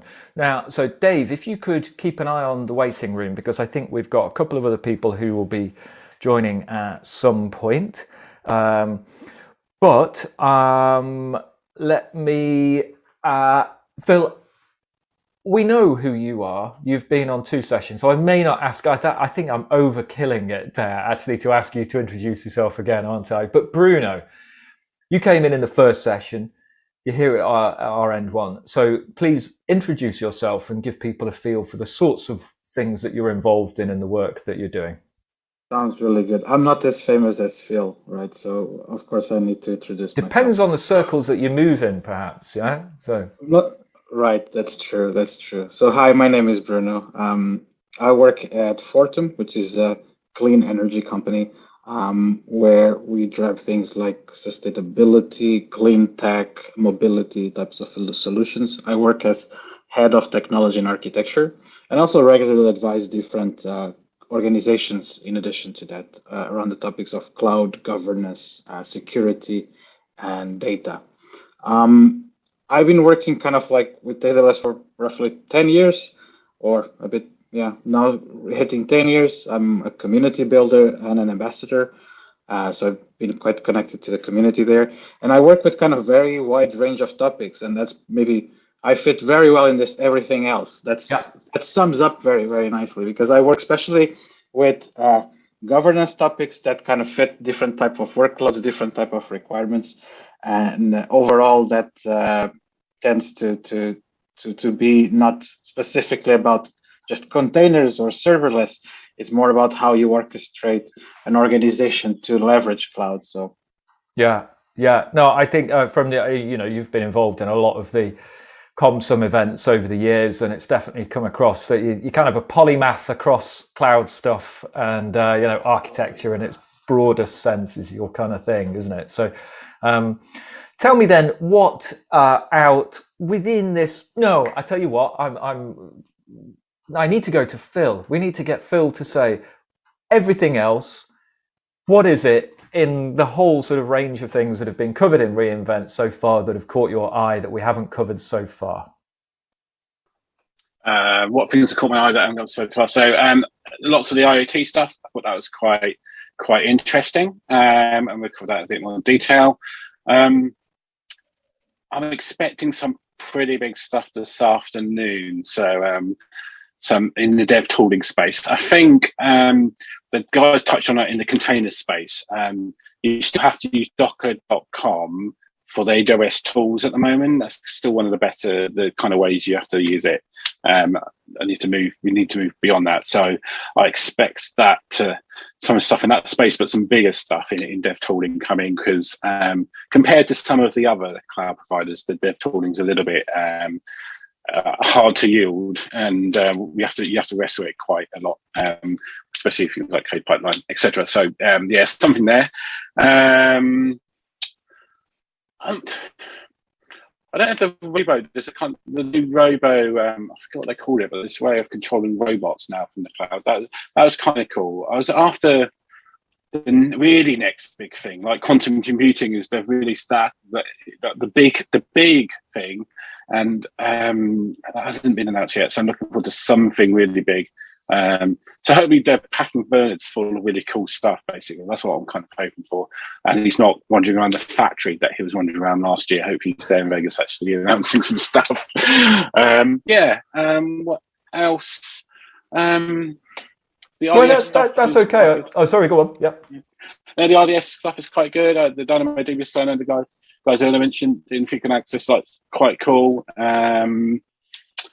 It's and I think there's been quite a few new instance types, and Graviton 3 is out, so that or announced. So that would be a interesting take. So yeah, lots of good stuff. But I'm waiting for something big to drop. Okay, good. So we'll come back to some of the things that you've just listed there for you to go into a bit more detail. But Bruno, is there any overlap in the things that Phil talked about, or have you got a separate list? Not separate, but I think there's of course some overlap, or quite a lot of overlap. I kind of echo a bit what he's saying. My predictions for reInvent, and I wrote this before reInvent started, and it's there, but they are getting matched quite well. So essentially, I was kind of thought assuming. the same. I absolutely thought the same. So I watched your video of predictions, and then they were starting to come true, and I thought Bruno's got a hotline, some sort of secret way into the announcement. Of course, I have a red phone connected to the headquarters of AWS. No, but I was assuming like three different things that were going to happen. I wasn't too specific about how they were going to happen, more like general direction. And one is something that Phil said about the dev tooling, or this kind of like enabling the teams that are already cloud native, that are already leverage things to even be more efficient, be more gaining more speed. And you see different kind of challenges here comparing with the tooling that other cloud providers have, and everything from containers to serverless. You see that there's CI/CD. You see that there's a bit of a gap there, and so I'm expecting something big to drop on that. But everything that has been dropping already is along those lines and going towards that direction. The other thing that you see is this kind of like giving no excuses for big enterprises, for those niche workloads that are still on premises or not in AWS. So they want to really go there, and that might include like boring stuff, but that with big impact. And by boring stuff, I can give you the example of something that was released, which is the AWS mainframe modernization. Something that, if you had asked me like 5 years ago, will AWS release something like that? No. But right now they are going there because there is a market there. And I think we will still see some of those things related with migration that might seem a bit, for teams who are already like cloud native, might seem kind of boring, but there are things with big impact. Things like hybrid, multi-cloud are things with big impact. And the third thing that I was assuming, which is things related with a bit more the innovative side of AWS, the things that are a bit like more still that kind of like can really twist the game in that, so to say, are things that I'm expecting to be around quantum computing and blockchain or Web 3.0, because they're both hot topics. And one of the things is, for instance, quantum, AWS created a new center for quantum computing quite a few months ago. So I'm expecting something along those domains. And on that note, there was this conversation between Corey Quinn and Bill Bass, which is a VP of Technology and Engineering at AWS, precisely about quantum, where Bill was saying things like, with Bracket, which is our managed quantum service, you can already use Jupyter notebooks to interact with it. So they are really trying to push that. I think that's something that at least I didn't know, because, and I think it was, maybe it's not completely new, but it shows that the direction is there. And we also saw a lot of stuff related with Graviton3, as Bill mentioned. So a lot of commitment of AWS going into the optimization and energy efficiency, and of course making the best type of hardware for their platform. And I think that was very welcoming. Yeah. So you mentioned blockchain in amongst all of that just then. One of my colleagues actually at Steamhouse was predicting something, some big developments in blockchain next year. So do you want to tell us a bit more about that? You got more thoughts on that, or is it more of a kind of high level thought that you've got? Yeah, more umbrella. I think that we see it's quite a hot topic. There's a lot of developers now doing distributed applications, the apps around Web 3.0. So I'm thinking that will be something that will maybe connect that with the Amazon blockchain service. Exactly what, I'm not sure, but I think it's something that they probably want to tap into it. But of course, let's see what will come. I don't think we saw yet this big announcements. I think there's a cliffhanger something. Yeah. You think there will be? I mean, is it perhaps a year for no big announcements, or you're expecting there to be at least one thing? Yeah. Well, that would be surprising, to be honest, if it's a year without this big announcement. That there needs to be something that really captures that, because most of the things are good things, are things that are expected, predictable. You see also like a lot of the partners being put it on the spotlight, and that's a trend that's been happening, especially in the past 3 years. I mean, you have, for instance, now the Graviton ready partners. You also see a lot of things related with Terraform. For instance, the account factory in Control Tower, the availability for with Terraform modules. So there's a couple of things there that are not specific AWS, but it kind of also seems a good step, because not everything is about AWS. A lot of engineering teams are leveraging multiple services that are not AWS services. And right now, there's still a lot of people duct taping those things and gluing things. So and this was one of your predictions, wasn't it, that we would see more integration around third-party solutions? Yeah. So yeah, I think we have seen some of that, haven't we? Right, Phil, let's come back to you, and you want to dive into some of that list that you gave at the start.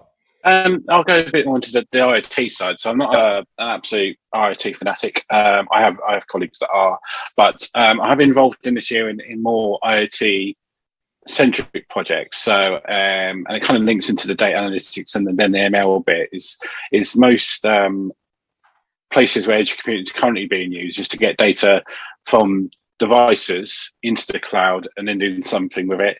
And we've been doing things with factory and manufacturing processes, or things like solar plants, that kind of thing, getting information from the very edge and the rugged edge, as I think it was put in Adam's keynote, and getting it into AWS and doing those detailed analytics. And it is quite troublesome out there. And some of the key things they announce is kind of cool. So, for example, there is private 5G, and everybody's like, what the hell's that? Well, out there in the real world, not every device is going to have internet and connectivity and be near a public mast. So this is about if you've got hectares and hectares and hectares of stuff, and you've got machines out there that you can deploy your own masts, your own base station, and then put SIMs and all of them, and they can communicate back to your base station, and the base station uploads it to the cloud. So that's going to be quite cool, because one of the main limitations in the field right now is that connectivity issue between the actual device and getting the data up. So that's quite cool. And the other thing is the IoT fleet managing aspect. So if you've done a lot of IoT on AWS, it's quite click through, quite builder blocky, Lego-y. It's quite a manual process to go and deploy lots of things and that kind of thing. So, and also patch them, keep them healthy. So, and that's also a really important part of it, because you've got stuff deployed in the real world. So the fleet management thing's quite cool.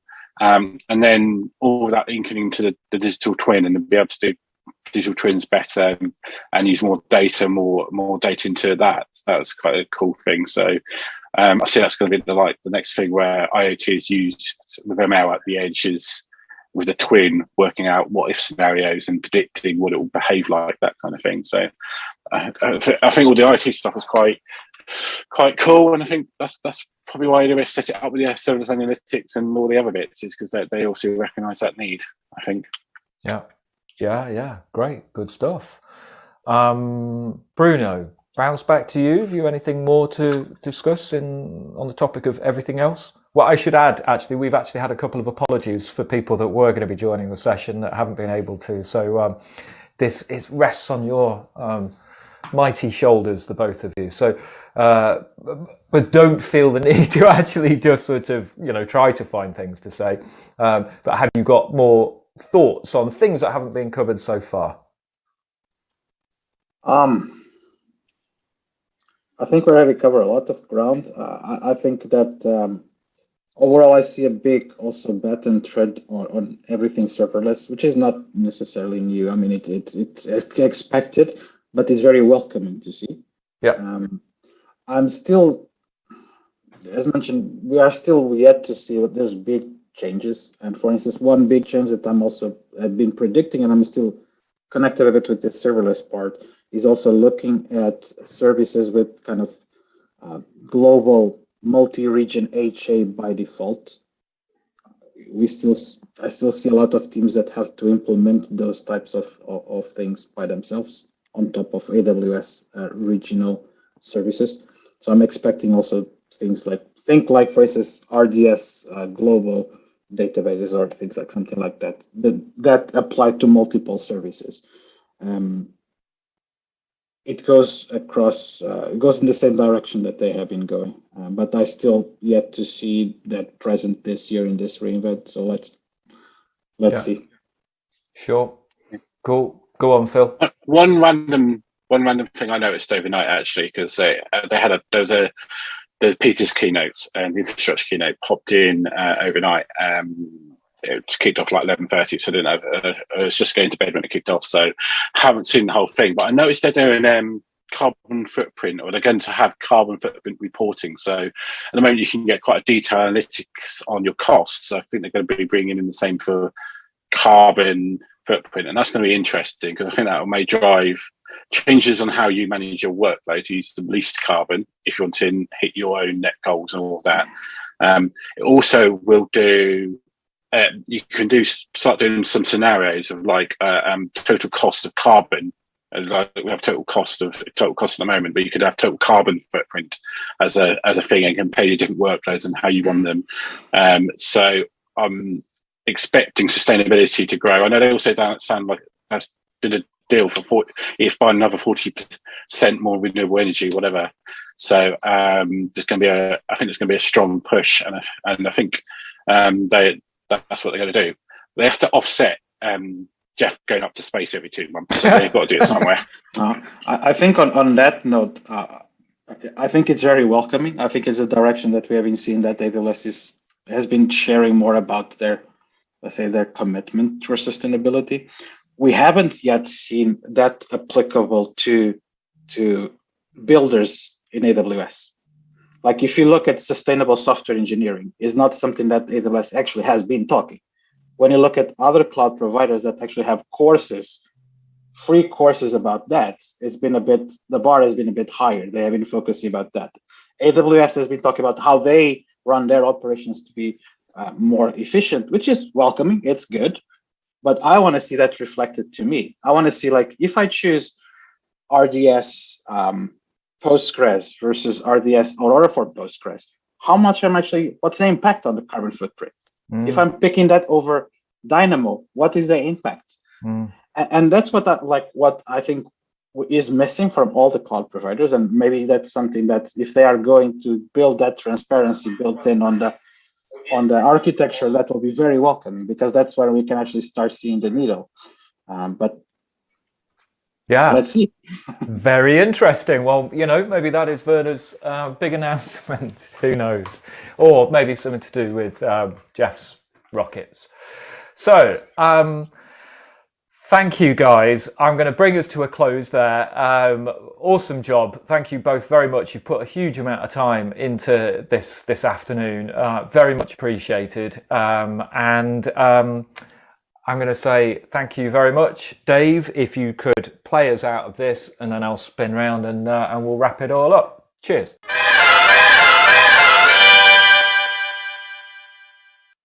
Do that, Jeff. Okay, and here we are. Thank you very much. You've got probably just a very small window of opportunity. If you want to win one of these limited edition ComSum floppy t-shirts, then you if you weren't in at the start when I was saying this, in whatever social media platform you're in at the moment, just say, I've been watching CSO at reInvent, take a screen grab, send it to us in Slack, and then we'll follow up and we'll send you a t-shirt out. So thank you enormously to all of our pundits. Thank you to all of our sponsors. And I have almost forgotten to just pitch our last sponsor, who I feel very passionately and personally involved in, Steamhouse. So Steamhouse are a DevOps and cloud native consultancy. We do amazing things with AWS, containers, serverless. We're helping startups and scale-ups build new platforms to drive their business growth. We're helping enterprise organizations and their digital transformation teams to innovate and bring new technology to drive forward their business change. Yeah, very cool company. Thank you everybody for joining us, and we will see you at the next one. Actually, thank you enormously to Joe Park on my right, to Dave Burke somewhere in the ether near Leighton Buzzard. Legends, both of them. Thank you all. See you soon.